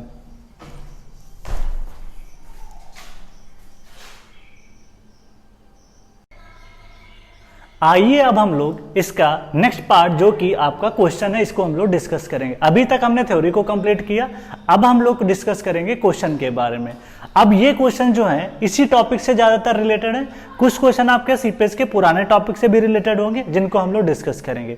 तो सबसे पहले क्वेश्चन को हम पढ़ते हैं, जो कि ईयर्स 1995 एंड 2007 में ये क्वेश्चन पूछा गया है। काफी ज्यादा इंपॉर्टेंट है ये क्वेश्चन, आपको फ्लूइड मैकेनिक्स में भी मिल जाएगा, क्योंकि ये फ्लो नेट के बारे में डिस्कस कर रहे हैं। अब ये फ्लो नेट आप फ्लूइड मैकेनिक्स में भी पढ़ते हो, सॉइल में भी पढ़ते हो, तो ये दोनों कहानी आपको सेम ही कंसीडर करना है। तो सबसे पहले डिस्कस करते हैं, from a flow net which of the following information can be obtain. मतलब फ्लो नेट की सहायता से हम क्या क्या ज्ञात कर सकते हैं, दिस इज द इंपॉर्टेंट। पहला ऑप्शन है rate of flow. Rate of flow का मतलब होता है डिस्चार्ज। हाँ, डिस्चार्ज हम कैलकुलेट कर सकते हैं। नेक्स्ट बात करते हैं पोर वाटर प्रेशर, ये भी हम निकाल सकते हैं, क्योंकि हमने वहां पे बताया था कि जो अगर हम पीजोमीटर लगा देंगे तो पोर वाटर प्रेशर हमको मेजर हो जाता है। नेक्स्ट अगर बात करें तो एग्जिट ग्रेडियंट, ये भी निकाल सकते हैं एग्जिट ग्रेडियंट। एग्जिट ग्रेडियंट होता क्या था, head loss divide by length. Head loss आप पीजोमीटर से ज्ञात कर सकते हो, लेंथ आपको सैंपल की पता रहती है। तो ये भी ज्ञात कर सकते हो। क्या परमेबिलिटी ज्ञात कर सकते हो? नहीं। परमेबिलिटी के तो मैंने मेथड पढ़े थे, एक डायरेक्ट मेथड था, एक इनडायरेक्ट था। डायरेक्ट मेथड में पंपिंग आउट, पंपिंग इन वगैरह हमने पढ़ा था। तो इस तरीके से चीजों को आप कर सकते हो, ठीक है। तो यहाँ पे permeability is not correct answer, तो परमेबिलिटी को हटा दीजिए, परमेबिलिटी नहीं ज्ञात कर सकते। तो बताइए इसमें से कौन सा आंसर सही हो सकता है? पहला नहीं होगा, क्यों? क्योंकि चौथा आ रहा है। हाँ, ये सही हो सकता है, ये हो सकता है, नहीं हो सकता, ये तो बिल्कुल नहीं होगा क्योंकि ओनली वन तो करेक्ट नहीं, क्योंकि हमारे पास पोर वाटर प्रेशर भी मेजर कर सकते हैं और एग्जिट ग्रेडियंट भी मेजर कर सकते हैं। तो बस ध्यान रखना है इसमें कि फ्लो नेट की सहायता से परमेबिलिटी ज्ञात नहीं कर सकते हैं। डिस्चार्ज बता सकते हैं, सीपेज प्रेशर बता सकते हैं, सब कुछ बता सकते हैं। तो इस तरीके से आप देख पाओगे कि correct answer will be Bombay 1, 2 and 3। बहुत बार, 2 बार आईएएस बार पूछा हुआ है, तो इसको आपको याद रखना है। नेक्स्ट अगर बात करें, क्वेश्चन नंबर 2 आईएएस 2009 में पूछा गया है। क्या कह रहा है? Consider the following statement about the quicksand condition. बहुत इंपॉर्टेंट क्वेश्चन है, क्विकसैंड कंडीशन के बारे में आपको बात करना है।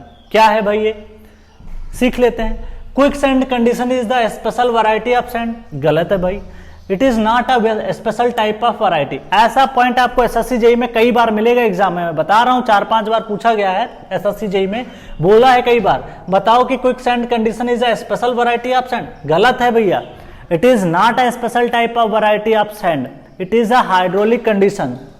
Next, quicksand condition is not a material but a hydraulic condition. Yes, ये क्या है? एक तरीके की हाइड्रोलिक कंडीशन है। नेक्स्ट अगर बात करें, in nature quicksand condition is observed usually in coarse silt and fine silt। एकदम सही है भाई, हमने पढ़ा भी था कि कोर्स सिल्ट में आपका अकर होता है, फाइन सैंड में अकर होता है।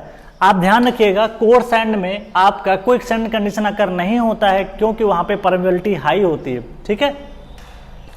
और आपका क्ले के केस में नहीं होता क्योंकि वहां पे कोहेशन होता है। कोहेशन अगर रहेगा तो वहां पे shear strength will be not does not equal to 0। तो ध्यान रखिएगा, this will not occur in clay के केस में और ग्रेवल के केस में एंड कोर्स सैंड के। तो ध्यान रहे कि कोर्स सिल्ट हो सकता है, फाइन सैंड हो सकता है। तो this is the correct answer. तो आप इसमें से क्या करिए, पहला ऑप्शन एलिमिनेट कर दीजिए। जब पहला गलत हो जाएगा तो ये भी आंसर नहीं हो सकता, ये भी आंसर नहीं हो सकता, ये हो सकता है, ये नहीं हो सकता। तो अगर आपको एक बात इसमें पता होगी तो आंसर आप आसानी से निकाल सकते हो।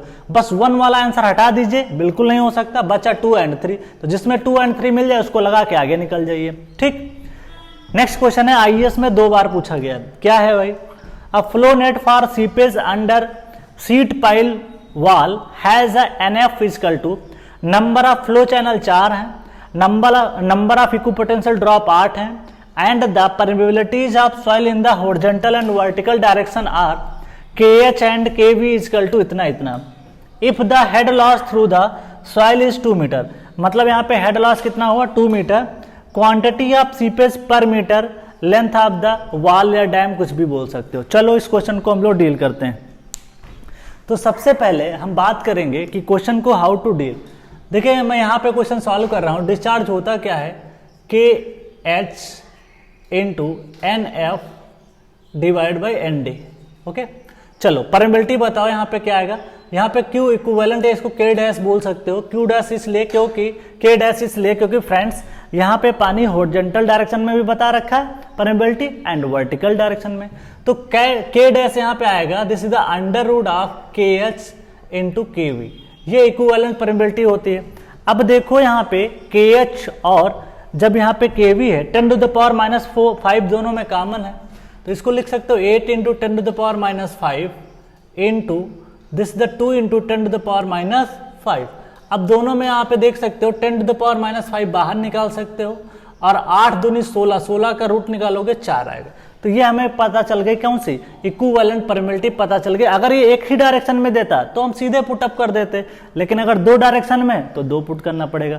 3 डायरेक्शन में होता तो इसका 1/3 निकाल लेते। चलो अब हम लोग हेड लॉस दिया हुआ है कितना? 2 मीटर का लॉस हुआ है। चलो एनएफ एंड डी बता दिया, तो क्यू कैसे निकालोगे? के डैश की वैल्यू है 4 into 10 to the power minus 5। चलो एच की वैल्यू 2, एनएफ की वैल्यू कितनी है भाई? एनएफ की वैल्यू आपके सामने है 4। क्वेश्चन पढ़िए अच्छे से। एनएफ 4 है और एनडी 8 है। 4 दूनी 8 से ये कैंसिल आउट हो जाएगा। आंसर आएगा 4 गुणे 10 to the power minus 5 metre cube पर सेकेंड पर मीटर, क्योंकि डैम की लेंथ 1 मीटर माना गया है, तो इसमें देख लीजिए जो सा आंसर हो आप उसको टिक कर दीजिए। तो ऐसे क्वेश्चन अगर आपको एग्जाम में मिलते हैं तो आप आसानी से कर सकते हो। तो ऐसे क्वेश्चन आ जाते हैं तो उसको थोड़ा सा ध्यान देना है। ये हेड लॉस है, ध्यान दीजिएगा, यहाँ पे हेड लॉस बता। अब ये हेड लॉस ऐसे भी क्वेश्चन पूछ देगा, कैसे कह देगा कि अपस्ट्रीम में जो लेवल है वो बोल देगा 20 मीटर है, ध्यान दीजिएगा, और डाउनस्ट्रीम लेवल आपका मान लिया कि है जो है 10 मीटर है। तो इन दोनों का जो डिफरेंस होगा ना H1 माइनस H2 वो होगा आपका कैपिटल H। तो 20 माइनस यहाँ पे 10 लिखोगे तब जाके निकल के आएगा। तो या तो डायरेक्टली बता देगा या up stream and down stream के हेड बता देगा। तो उस तरीके से चीज़ों को आप कर सकते हो। अब हम लोग चलते हैं नेक्स्ट क्वेश्चन पे। चाहो तो आप इसको कॉपी करना चाहो तो स्क्रीनशॉट ले सकते हो। नेक्स्ट हम बात करेंगे अगले क्वेश्चन की, ठीक है। तो अब हम लोग बढ़ने जा रहे हैं अगले क्वेश्चन पे। अब आप इसको जो है स्क्रीनशॉट वगैरह ले लिए होंगे। अब हम इसको रफ कर रहे हैं ताकि अगला क्वेश्चन डिस्कस कर सकें, ठीक है। तो next point to be discuss question number 4 पे बात करेंगे, जो कि आपका पूछा गया है, ठीक है। तो अगला क्वेश्चन जो होगा हमारा वो क्वेश्चन नंबर 4 है, जिसके बारे में हम लोग यहाँ पे डिस्कस करेंगे। तो नेक्स्ट क्वेश्चन है क्वेश्चन नंबर 4, जिसको हमको यहाँ पे डिस्कस करना है, ठीक है। अभी तक हमने 3 क्वेश्चन डिस्कस किए, अब हम डिस्कस करेंगे क्वेश्चन नंबर 4। तो नेक्स्ट बात करने वाले हैं क्वेश्चन 4 पे डिस्कस करेंगे, जो कि काफ़ी ज़्यादा इंपॉर्टेंट हो जाता है।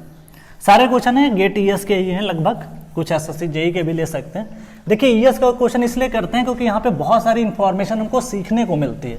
अगर हम सारी इंफॉर्मेशन बार बार हमारी रिवाइज हो जाएगी ना, तो इससे फ़ायदा क्या मिलता है कि हमें चीज़ें रिमेंबर भी हो जाती हैं। तो इसलिए हम लोग क्या करते हैं कि ईएस के क्वेश्चन लेते हैं। क्यों? क्योंकि इससे क्या होगा ना कि जो आपके थ्योरेटिकल पॉइंट है ना वो और मजबूत हो जाएंगे। इसलिए हम क्या करते हैं, ईएस के क्वेश्चन को ज़्यादा प्रेफर करते हैं। तो दैट इज इम्पॉर्टेंट, ठीक है। तो नेक्स्ट बात अगर हम बात करें तो हम लोग क्या कंसीडर करते हैं, क्वेश्चन नंबर 4 पे डिस्कस करेंगे, जो कि आपका काफ़ी ज़्यादा इम्पोर्टेंट हो जाता है। तो क्वेश्चन नंबर 4 पे हम लोग बात करेंगे, ठीक है। क्वेश्चन नंबर 4 पे डिस्कस करने वाले हैं। क्वेश्चन नंबर 4 क्या कह रहा है, पढ़ते हैं अच्छे से। क्वेश्चन नंबर 4 IES 1998, ठीक। क्या कह रहा है, the configuration of flow net depend upon the configuration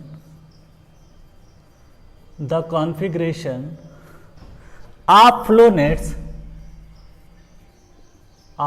flow nets depends upon, किस पे डिपेंड करती है, ठीक है। पहला है the permeability of the soil, पहला ऑप्शन है परमेबिलिटी ऑफ सॉइल, ठीक। दूसरा ऑप्शन है the difference in the head between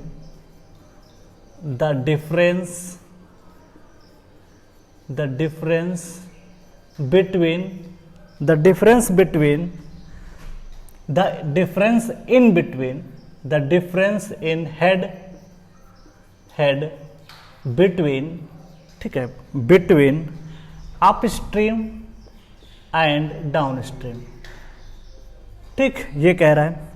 फिर है नेक्स्ट ऑप्शन है सी ऑप्शन। सी ऑप्शन कह रहा है the boundary condition of flow, the boundary condition of flow, ठीक है, the boundary condition of flow. Next अगर बात करूं डी है the amount of seepage, the amount of seepage किसकी बात कर रहा है, the amount of seepage that takes place, ठीक है। 5 नंबर क्वेश्चन है, जो कि आपका IES 1998 में पूछा गया, 1998 का क्वेश्चन है IES में। अच्छा क्वेश्चन है। Consider the following about,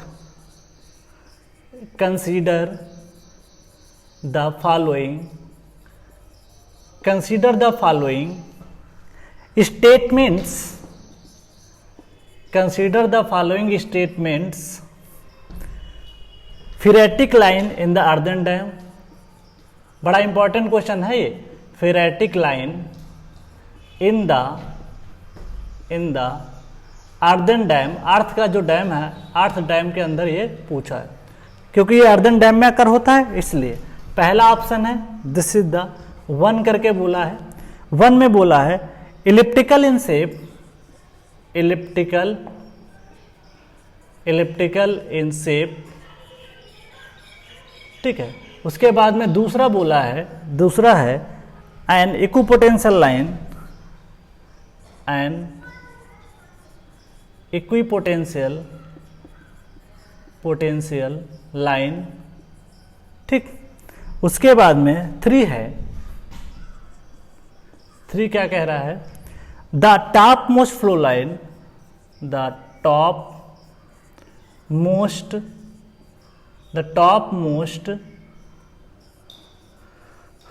flow line, the top most flow line with zero water pressure, with zero water pressure, with zero water pressure, ठीक। नेक्स्ट अगर बात करें 4th, shape is approximately parabola, approximately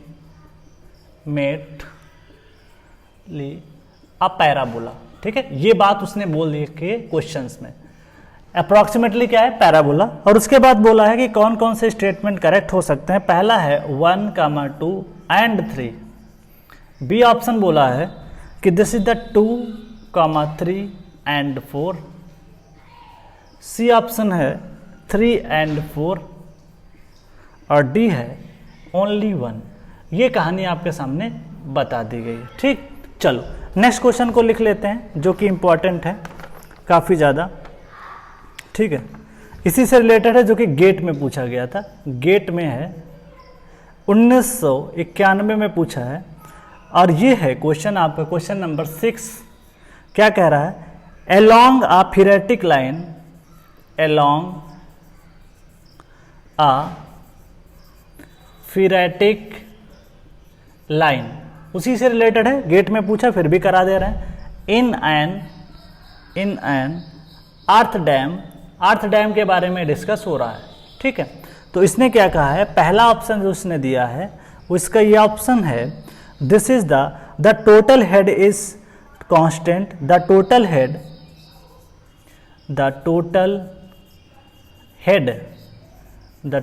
head is constant, the total head is constant but not zero, next है the total head is everywhere zero। B है the total head is everywhere, the total head is everywhere zero, ठीक है। Next बात करते हैं, C option इसने कहा है the pressure head is everywhere zero.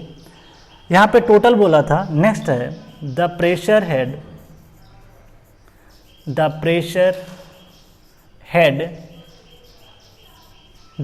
Head is everywhere zero. बड़ा अच्छा क्वेश्चन है। लास्ट ऑप्शन है नन ऑफ द एबव। ये बातें उसने बता रखी, ठीक। अब देखो इसको सीख लेते हैं थोड़ा सा, कैसे करते हैं। सारे क्वेश्चन हमने लिख दिए, अब एक एक करके हम डिटेल में बात करने वाले हैं। पहला क्वेश्चन चलते हैं, the configuration of flow net depends upon the permeability. आप कुछ भी चेक करो, चाहे 2 गुणे, चाहे उसका परमेबिलिटी 5 मान लो, 10 मान लो, 1000 मान लो, उससे उसके कॉन्फ़िगरेशन पे कोई फर्क नहीं पड़ेगा। अब ये कॉन्फ़िगरेशन क्या होता है? कॉन्फ़िगरेशन का मतलब होता है उसका शेप कैसा रहेगा, उस पर कोई फर्क पड़ेगा या नहीं, कि भाई वो जो आपका लाइंस खींचते हो फ्लो नेट में, वो स्ट्रेट लाइन होगी, पैराबोला होगा, या कुछ भी होगा, उसकी बाउंड्री कंडीशन पे वो डिपेंड करता है। तो configuration of flow net depend upon permeability, wrong है, परमेबिलिटी पे डिपेंड नहीं करता है। Difference in the head between upstream and downstream, पानी का लेवल चाहे कुछ भी कर दो उससे कोई फर्क नहीं पड़ता, मैंने बहुत पहले भी बताया था। It is only depend upon the boundary condition. भाई बाउंड्री कंडीशन का मतलब ये होता है कि मान ले कि बीच में सॉइल मास है, उसके नीचे की लेयर और उसके ऊपर की लेयर कैसी है। अगर नीचे की लेयर मान लिया परमेबल हो सकती है, इम्परमेबल भी हो सकती है। अगर वो इम्परमेबल होगी तो जाहिर सी बात है कि पानी उससे पास नहीं करेगा।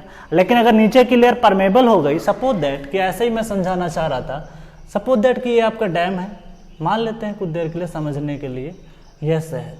अगर नीचे आपने इम्परमेबल लेयर बना रखी है कोई, ये इस तरीके से इम्परमेबल, तो पानी ऐसे पास करता जाएगा इस तरीके से, ये आपकी इक्विपोटेंशियल लाइंस हो जाएंगी इस तरीके से, ठीक। अगर ये आपकी इम्परमेबल रहेगी, इम्परमेबल, तो जाहिर सी बात है कि यहाँ पे आपका सॉइल का इरोजन नहीं होगा, क्योंकि इम्परमेबल है, पानी पास नहीं करेगा। तो इसका मतलब है बाउंड्री कंडीशन पे डिपेंड करता है। तो कॉन्फ़िगरेशन ऑफ फ्लो नेट, अगर ये इम्परमेबल हो जाए, मान ले ये इम्परमेबल होगी, तो मिट्टी का कटाव यहाँ से होना शुरू हो जाएगा, इरोजन हो जाएगा। जब यहाँ से इरोजन होगा तो नया चैनल बन जाएगा। जब नया चैनल बनेगा, इसका मतलब ये हुआ कि परमेबल जो फ्लो नेट होता है वो डिपेंड करता है किस पे, कॉन्फ़िगरेशन जो होती है वो डिपेंड करता है बाउंड्री कंडीशन। अब ये बाउंड्री कंडीशन आपको समझ में आ गई ना, कि ये इंड होता है, एक इंड ये है, ये परमेबल है कि इम्परमेबल, इस पे ये डिपेंड करेगा। तो इस चीज़ का थोड़ा सा ध्यान दीजिए। तो यहाँ पे परमेबिलिटी ऑफ सॉइल पे डिपेंड नहीं करता, बाउंड्री कंडीशन पे डिपेंड करता है। तो करेक्ट आंसर क्या हो जाएगा, सी। क्वेश्चन नंबर नेक्स्ट बात करते हैं, जो कि 5वां नंबर क्वेश्चन है, IAS 1998 में पूछा गया। Consider the following statement about phreatic line in the earthen dam. Elliptical in shape, wrong है, मैंने पहले भी पढ़ाया था, इलिप्टिकल नहीं होती है, कैसी होती है, parabolic in nature. And equipotential line, ये भी गलत है, क्योंकि अगर सपोज दैट आपको मैं समझाऊं फिरेटिक लाइन मैंने क्या पढ़ा था, सपोज दैट कि मैंने आपको इस तरीके से एक स्ट्रक्चर बताया, सपोज दैट कि दिस इज द स्ट्रक्चर, ठीक। तो यहाँ पे फ्रेंड्स जब पानी फ्लो, ये वाटर टेबल होता है, तो फिरेटिक लाइन कुछ ही इस तरीके से आते हैं, इस तरीके से आते हैं। तो इसके परपेंडिकुलर क्या होता था, इक्विपोटेंशियल लाइन होती। तो this is called top most line, this is called phreatic line. अभी लेक्चर डिस्कस किया था थोड़ी देर पहले ही, उसी में मैं डिस्कस कर रहा हूँ। तो ये फिरेटिक लाइन होता है, तो टॉप मोस्ट लाइन होती है, this is called phreatic line. और इसके नीचे जो प्रेशर होता है ये हाइड्रोस्टेटिक होता है, तो इसके ऊपर जो होता है एटमॉस्फेरिक होता है। तो यहाँ पे बात कर लें इक्विपोटेंशियल लाइन, दिस इज गलत, क्योंकि ये इक्विपोटेंशियल लाइन तो ये वाली लाइन होगी ना, ये इक्विपोटेंशियल, ये इक्विपोटेंशियल लाइन, ये इक्विपोटेंशियल लाइन। तो फिरेटिक लाइन को इक्विपोटेंशियल लाइन नहीं बोलते हैं। It is the boundary line between saturated and unsaturated soil. ये बाउंड्री लाइन काम करता है कहाँ पे, जहाँ पे एक सैचुरेटेड मास होगा, एक अनसैचुरेटेड होगा। सैचुरेटेड ये वाला होगा, अनसैचुरेटेड ऊपर वाला होगा। तो इस तरीके से आप चीजों को बता सकते हो, ठीक। फिर है third point, the top most flow line with zero water pressure. इसको एक तरीके से जीरो वाटर प्रेशर बोलते हैं। अभी जीरो क्यों बोला, क्योंकि हम लोग यहाँ पे गेज प्रेशर की बात कर रहे हैं। तो हमेशा जब कभी बात करेंगे ज्यादातर तो गेज प्रेशर की बात करते हैं, क्योंकि यहाँ पे एटमॉस्फेरिक है, कोई भी डेप्थ नीचे आप नहीं गए, इसलिए यहाँ पे गेज प्रेशर क्या हो जाएगा, जीरो। इसलिए बोला जा रहा है the top most flow line with zero water pressure. तो एकदम सही है। शेप इज अप्रॉक्सीमेटली पैराबोला, ये भी बात सही है। तो करेक्ट आंसर हो जाएगा 3 और 4। तो इसका आपका 1 और 2 तो गलत हो गया, बचा कौन सा, 3 और 4। तो जब आप ये बातें सब क्लियर कर लोगे ना, तो फिर आपके छोटे छोटे क्वेश्चन तो ऐसे ही हो जाएंगे। इसीलिए कहता हूँ थोड़ा बड़े क्वेश्चन करो जिसमें कॉन्सेप्ट क्लियर हो। जब बड़े क्वेश्चन आपके हो जाएंगे फिर छोटे आसानी से क्लियर कर सकते हो। नेक्स्ट बात करते हैं, जो कि गेट में पूछा गया 1991, इसी से रिलेटेड है, आसानी से कर सकते हैं। Along a phreatic line in an earthen dam the total head is constant but not zero. Total head क्या कांस्टेंट होता है, गलत है भैया। टोटल हेड यहाँ पे मान ले जितना होगा, जैसे जैसे पानी फ्लो होता जाएगा उसका टोटल हेड चेंज होता जाएगा। Total head is everywhere zero, ये भी बात गलत हो गई। अब टोटल हेड हर जगह अगर जीरो हो गया तो पानी फ्लो क्यों करेगा। अगर टोटल हेड हर जगह जीरो हो गया, मान ले मैं हेड दिखा रहा हूँ एच, मैं यहाँ पे जीरो बना देता हूँ, यहाँ पे आ गया, तो क्या पानी फ्लो कर पाएगा। जब तक पानी के पास कोई एनर्जी नहीं होगी तब तक फ्लो ही नहीं करेगा।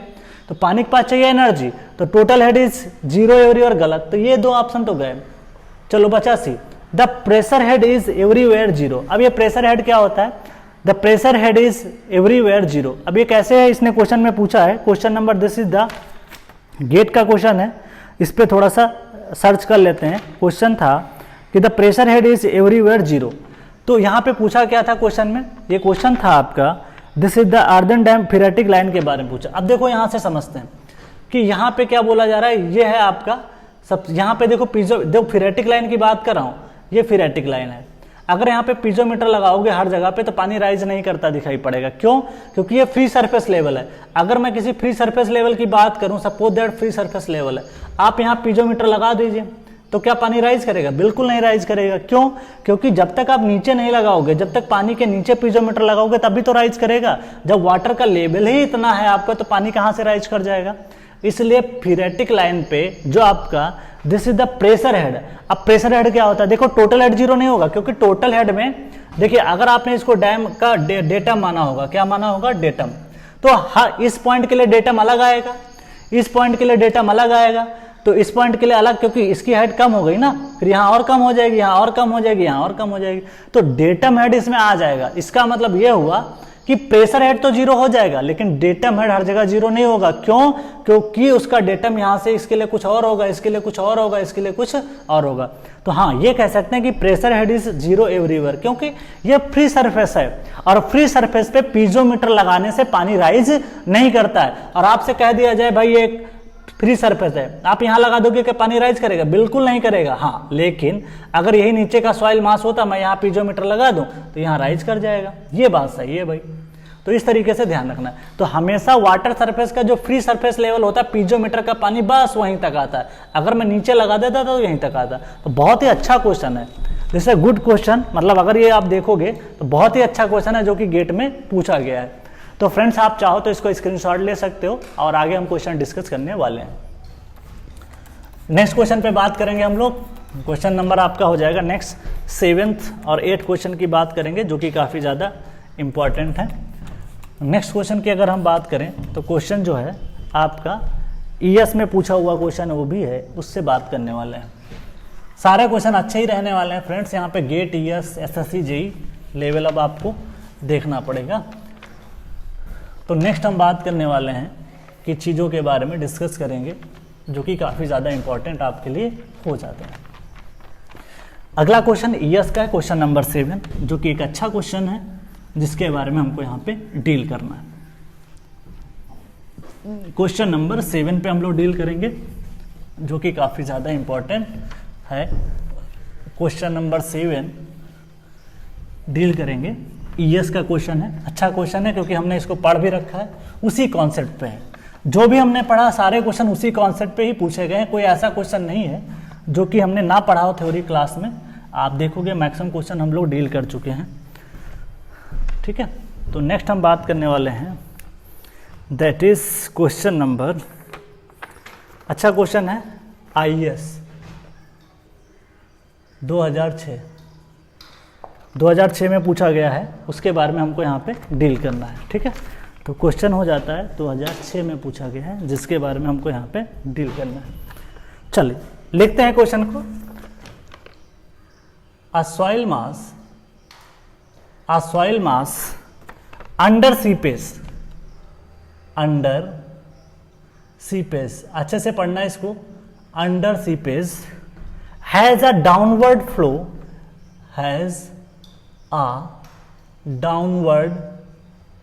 Downward flow. कैसा फ्लो हो रहा है? डाउनवर्ड फ्लो हो रहा है। तो अंडरलाइन करो पहले डाउनवर्ड फ्लो। ठीक है, ऑफ वाटर। ठीक, फिर क्या कह रहा है? Which of the following statement is correct? Which of the following statements are correct? कौन से स्टेटमेंट करेक्ट होंगे? चलिए पहला है statement, effective stress is decreased, effective stress is decreased by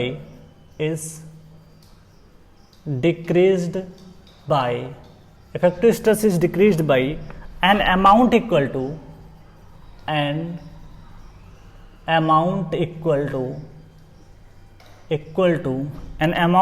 to the seepage force।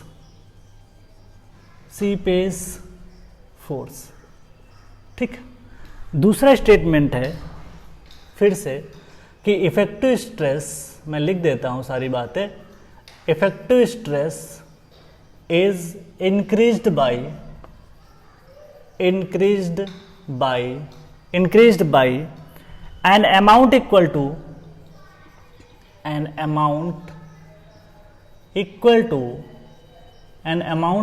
to the seepage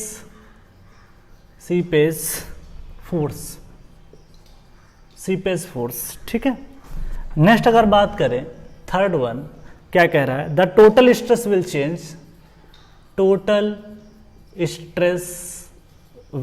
change. बड़ा अच्छा question है, ऐसे आपको एक ऑब्जेक्टिव करोगे कई सारे क्लियर हो जाएंगे। Total stress will not change, total stress will be unaltered, unaltered का मतलब होता है ना चेंज होना, अल्टर्ड का मतलब होता है चेंज होना, अनअल्टर्ड का मतलब ना चेंज होना। या तो यहाँ पे लिख देते हैं नॉट चेंज, तो एग्जाम में लैंग्वेज आपको मिल जाएगी।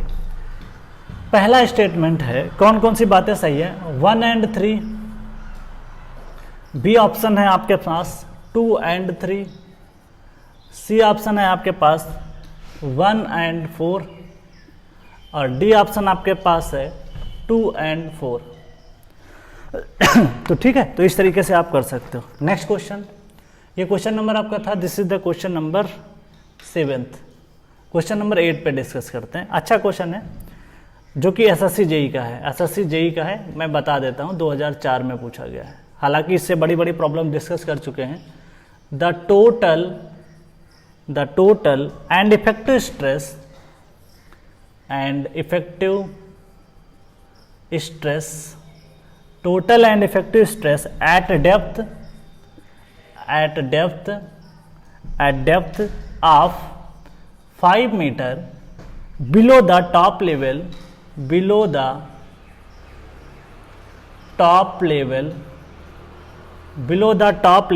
of water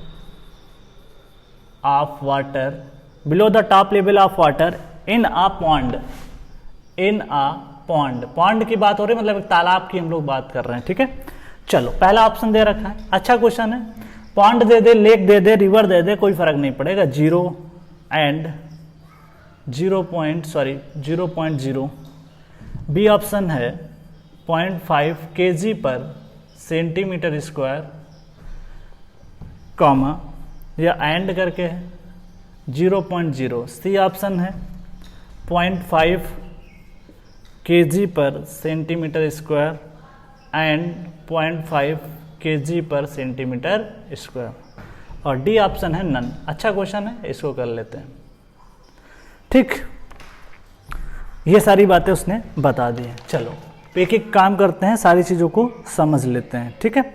चलिए पहला क्वेश्चन क्या है, 2006 में आईएएस में पूछा गया है, इसको डील करते हैं। एक soil mass under a seepage has a downward flow. देखिए इसने बता दिया, जैसे डाउनवर्ड फ्लो आया तुरंत दिमाग में सारी चीजें चलेंगी। ये सॉइल मास है, ये सॉइल मास है, कहीं पे भी है सॉइल मास है, इस तरीके से है। इसमें फ्लो जो हो रहा है this is the downward flow. कैसा हो रहा है, डाउनवर्ड। तो ये सीपेज प्रेशर लगाएगा किसके, गामा डब्ल्यू इंटू एच का लगाएगा। चलो ठीक है, चलो ये मान लेते हैं, ठीक। चलो ये कुछ हेड होगा जिसकी वजह से आएगा, मान लेते हैं इसकी डेप्थ जो है जेड है। चलो अब बात कर लेते हैं, हमने एक स्ट्रेस की इक्वेशन पढ़ी थी, इफेक्टिव स्ट्रेस की, gamma dash into Z into plus minus आई जेड इंटू गामा डब्ल्यू। ये इक्वेशन एक जनरल इक्वेशन थी जो मैंने बताई थी इफेक्टिव स्ट्रेस की, ठीक। अब मैंने बता दिया कि यहाँ पे फ्लो कैसा है, दिस फ्लो इज डाउनवर्ड। अगर डाउनवर्ड फ्लो होता है तो sigma bar for downward flow के केस में हमने क्या कंसिडर किया था, क्योंकि दोनों एक ही डायरेक्शन में काम कर रहे हैं, तो plus I Z gamma W. तो फ्रेंड्स यहाँ पे ध्यान दीजिए कि आपका जो फ्लो हो रहा है, यहाँ पे जो पार्टिकल का वेट काम कर रहा है, this is the W S, ये वेट और जो सीपेज प्रेशर है एक ही डायरेक्शन में काम करेंगे। तो जब एक ही डायरेक्शन में काम करेंगे तो हमेशा चीजें जुड़ेंगी, माइनस तो हो नहीं सकती, इसलिए यहाँ पे फार्मूले में प्लस कंसिडर करोगे। तो इफेक्टिव स्ट्रेस जो आपकी निकल के आएगी वो आपकी बढ़ के आएगी, क्योंकि अब माइनस नहीं प्लस करो। अगर यही फ्लो अपवर्ड होता तो हम यहाँ पे माइनस कर देते, क्योंकि वहां पे सीपेज प्रेशर ऊपर की तरफ लगता और वेट सॉइल का नीचे की तरफ काम करता। तो सबमर्ज जो वेट है ना वो आपका नीचे की तरफ काम कर रहा है और सीपेज भी नीचे की तरफ काम कर रहा है, इसलिए यहाँ पे प्लस कंसिडर किया। अगर ये फ्लो ऊपर की तरफ होता, अगर फ्लो ऊपर की तरफ होता तो सीपेज प्रेशर ऊपर की तरफ लगता और जो सबमर्ज वेट होता वो नीचे की तरफ काम करता, तो दोनों आपस में एक दूसरे को खींच रहे होते हैं, टेंशन में होते हैं, तो वहां पे इफेक्टिव स्ट्रेसेस क्या हो जाती हैं आपकी, डिक्रीज हो जाती हैं। बट यहाँ पे इफेक्टिव स्ट्रेस क्या हो जाएगी, इंक्रीज, क्योंकि जुड़ रहा टर्म है इसलिए। तो यहाँ पे जो ऑप्शन में डिक्रीज है उसको हटा दीजिए, ये गया। जब पहला गलत हो गया तो ये आंसर नहीं लिख सकते और ये आंसर नहीं लिख सकते। अब आपको सिर्फ दिमाग लगाना है किस पे, बी पे और डी पे। चलो नेक्स्ट बात करते हैं, effective stress is increased by amount of equal to the seepage pressure. Yes, seepage pressure के अमाउंट के बराबर क्या हो जाएगा, यहाँ पे इफेक्टिव स्ट्रेस बढ़ेगी, this is called seepage pressure. तो आई जेड इंटू गामा डब्ल्यू वो एक सीपेज प्रेशर होगा जो कि आपका उतना ही अमाउंट यहाँ पे बढ़ जाएगा जितना इफेक्टिव स्ट्रेस यहाँ पे चाहिए। नेक्स्ट है total stress will be change. अब ये कह रहा है टोटल स्ट्रेस, अब भाई टोटल स्ट्रेस पे फर्क पड़ेगा कि नहीं, ये बात थोड़ा सा समझना जरूरी है। नेक्स्ट कह रहा है total stress will be unaltered. अब यहां पे ध्यान दीजिए कि टोटल स्ट्रेस पे कोई फर्क नहीं पड़ने वाला है, क्यों, क्योंकि टोटल स्ट्रेस होता क्या है, total stress is equal to effective stress plus pore water pressure. अब ये पोर वाटर प्रेशर जो हमारा है, जितना इसमें सीपेज होगा उतना ही पोर वाटर प्रेशर होगा। इस वजह से जितना यहाँ पे आपने देखा इफेक्टिव स्ट्रेस में मैंने चीजों को जोड़ा उतने आप यहाँ सब्ट्रैक्ट कर दोगे, तो इसलिए total stress will be unaltered. तो यहाँ पे करेक्ट आंसर हो जाएगा total stress will be unaltered. तो इस तरीके से करेक्ट आंसर हो जाएगा, this is the 2 and 4 sorry, this is 2 and 4। तो 2 क्या हो गया आपका, this is the effective stress is increased by amount हो जाएगा ये, एंड 2 and 4। तो करेक्ट आंसर हो गया 2 and 4। नेक्स्ट अगर बात करें, this is the correct and 2 and 4। Next अगर बात करें the total and effective stress, अगले क्वेश्चन में क्या बात किया है कि total and effective stress of depth, ये है आपका फ्री सरफेस लेवल पॉन्ड का, ये है इसका मान लेते हैं ग्राउंड लेवल है, जो कि ये ग्राउंड लेवल, पानी ऊपर भरा हुआ है, ले पॉन्ड है जिसमें कि आपका पानी भरा हुआ है, दिस इज पॉन्ड, और इसमें पानी भरा हुआ है। चलो ये 5 मीटर की डेप्थ है तो 5 मीटर हम मान लेते हैं, पानी है, ठीक है, तालाब में पानी है, दिस इज द पॉन्ड। चलो पहले टोटल स्ट्रेस अगर आपको लिखना हो तो क्या लिखोगे, total, this is the total, total होता क्या था, गामा डब्ल्यू इंटू एच। चलो गामा डब्ल्यू कितना हो जाएगा, 9.1, केजी में बात कर रहा है तो इसको केजी में रखते हैं, तो ये आपका आ जाएगा, गामा डब्ल्यू को क्या लिख सकते हो, रो डब्ल्यू इंटू जी, ठीक, इंटू एच। चलो अब हम बात करते हैं रो डब्ल्यू की वैल्यू कितनी हो जाएगी, 1000। ओके, अब जी में आपको आंसर चाहिए तो जी में कन्वर्ट कर लेंगे, तो यहाँ पे पहले तो इसको कन्वर्ट कर लिया न्यूटन में, तो ये आंसर आ गया न्यूटन में। एच की वैल्यू 5 है तो ये आंसर हो जाएगा 5 × 10⁴, ठीक है, this is the Newton. Okay, this is the Newton, this is the Newton पर, दिस इज द न्यूटन पर मीटर स्क्वायर, ठीक। अब इसको पहले कन्वर्ट करते हैं किस में, इसको सबसे पहले कन्वर्ट कर लेते हैं, भाई न्यूटन है ना, इसको कन्वर्ट करते हैं केजी में, तो क्या करोगे 10 से डिवाइड कर दीजिए, तो 5 × 10⁴ करोगे डिवाइड बाई 10 करोगे, तो ये आंसर आ जाएगा आपका केजी पर मीटर स्क्वायर। देखिए यूनिट का बड़ा खेल है यहाँ पे, तो 5 × 10⁻³ यहाँ पे आ जाएगा केजी पर मीटर स्क्वायर। क्या आपका आंसर मीटर में आ रहा है, नहीं, सेंटीमीटर में आ रहा है, तो 1 मीटर बराबर कितना होता है, 100 सेंटीमीटर, तो 5 × 10⁻³ डिवाइड बाई 10⁻² का स्क्वायर, तो ये आंसर आएगा 0.5 केजी पर सेंटीमीटर स्क्वायर, ठीक। चलो अब बताओ पोर वाटर प्रेशर कितना आएगा, ये भी आएगा गामा डब्ल्यू इंटू एच के बराबर, जिसकी सेम इंटेंसिटी हो जाएगी, गामा डब्ल्यू फिर से वही रखना पड़ेगा, तो सेम आंसर आएगा 0.5 केजी पर सेंटीमीटर स्क्वायर। अब आपसे पूछा क्या है, क्योंकि देखिए सारा, क्योंकि यहाँ पे कोई सॉइल मास तो है नहीं, अगर सॉइल होती तो गामा साइट वगैरह यूज होता, लेकिन यहाँ पानी है तो कुछ नहीं यूज होगा, तो आंसर आएगा 0.5 केजी पर सेंटीमीटर स्क्वायर। तो इस तरीके से हमने चीजों को यहाँ पे लिखा। अब फ्रेंड्स आपसे पूछा क्या, इफेक्टिव स्ट्रेस ना, तो इफेक्टिव स्ट्रेस क्या होता है, टोटल माइनस पोर वाटर प्रेशर, टोटल भी 0.5 है, ये भी 0.5 है, तो आंसर क्या आ जाएगा 0।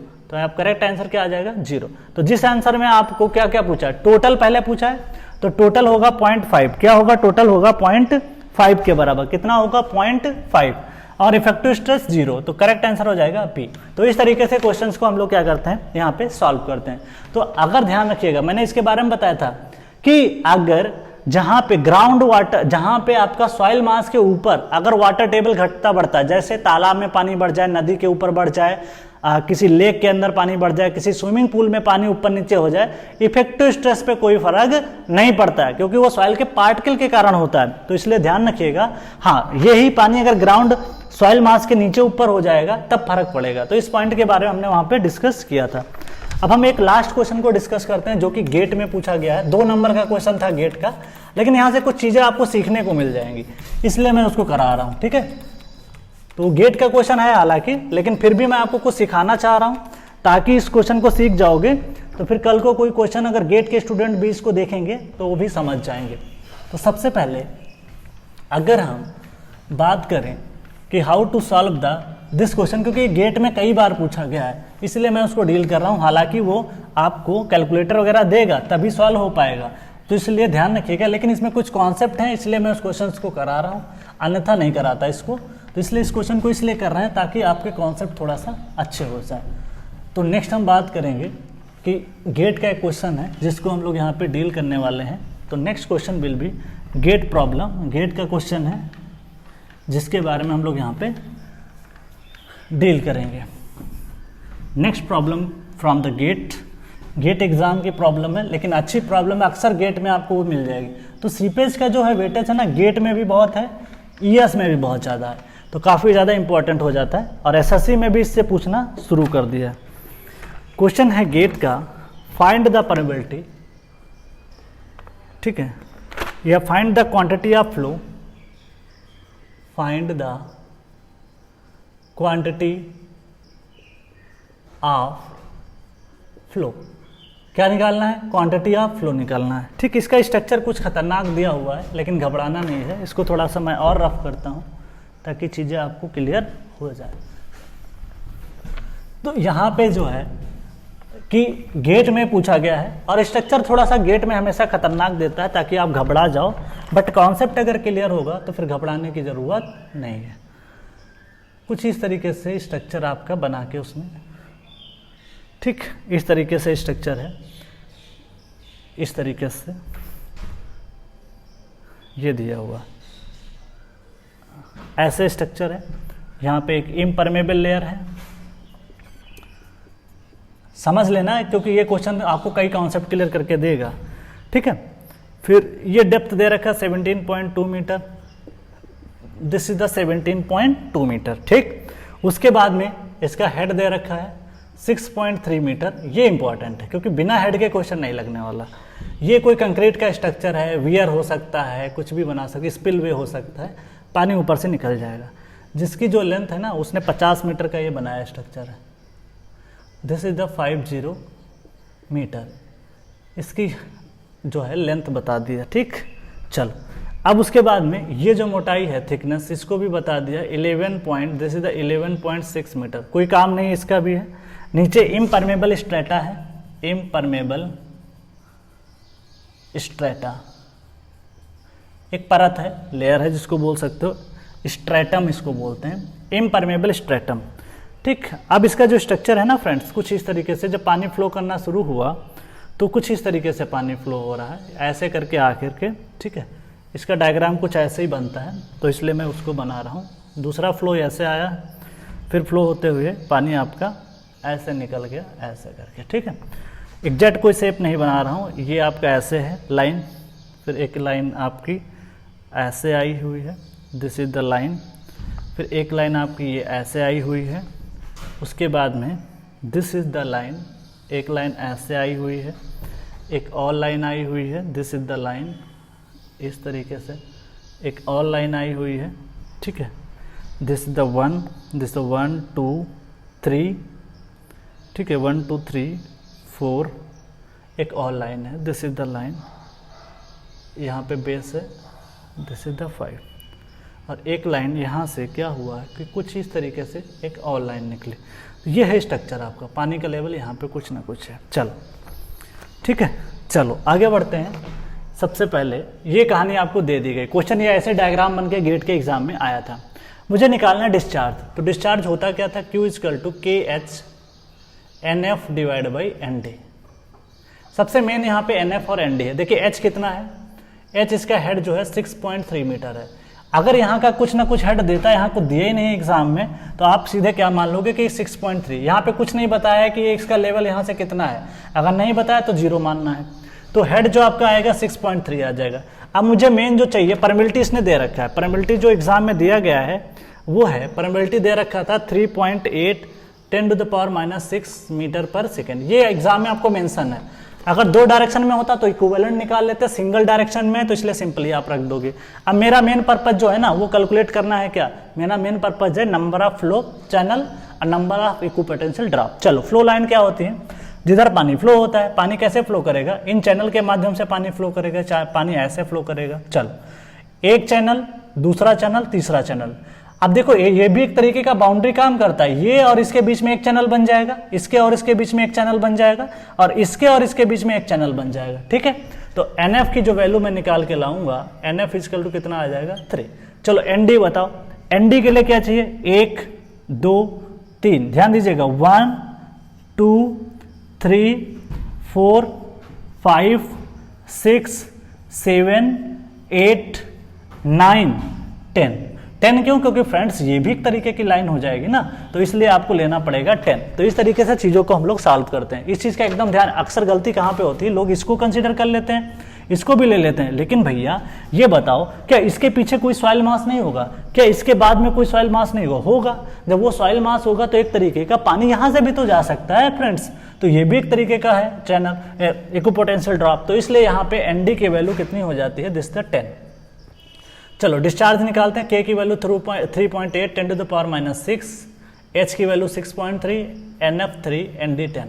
इसको सॉल्व करेंगे तो अप्रॉक्सीमेट जो आंसर निकल के आता है, this is the come out to be 7.182, ठीक है, 10⁻⁶ मीटर क्यूब पर सेकेंड पर मीटर।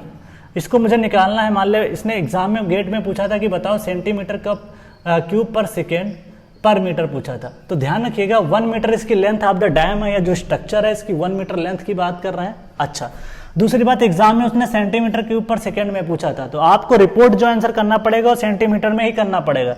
तो ये मीटर क्यूब पर सेकेंड है, जिसको कन्वर्ट करोगे 10⁻1.82 10⁻⁶ प्लस 10⁻6 का मल्टीप्लाई कर देंगे तो ये आंसर निकल के आ जाएगा सेंटीमीटर क्यूब पर सेकेंड पर मीटर।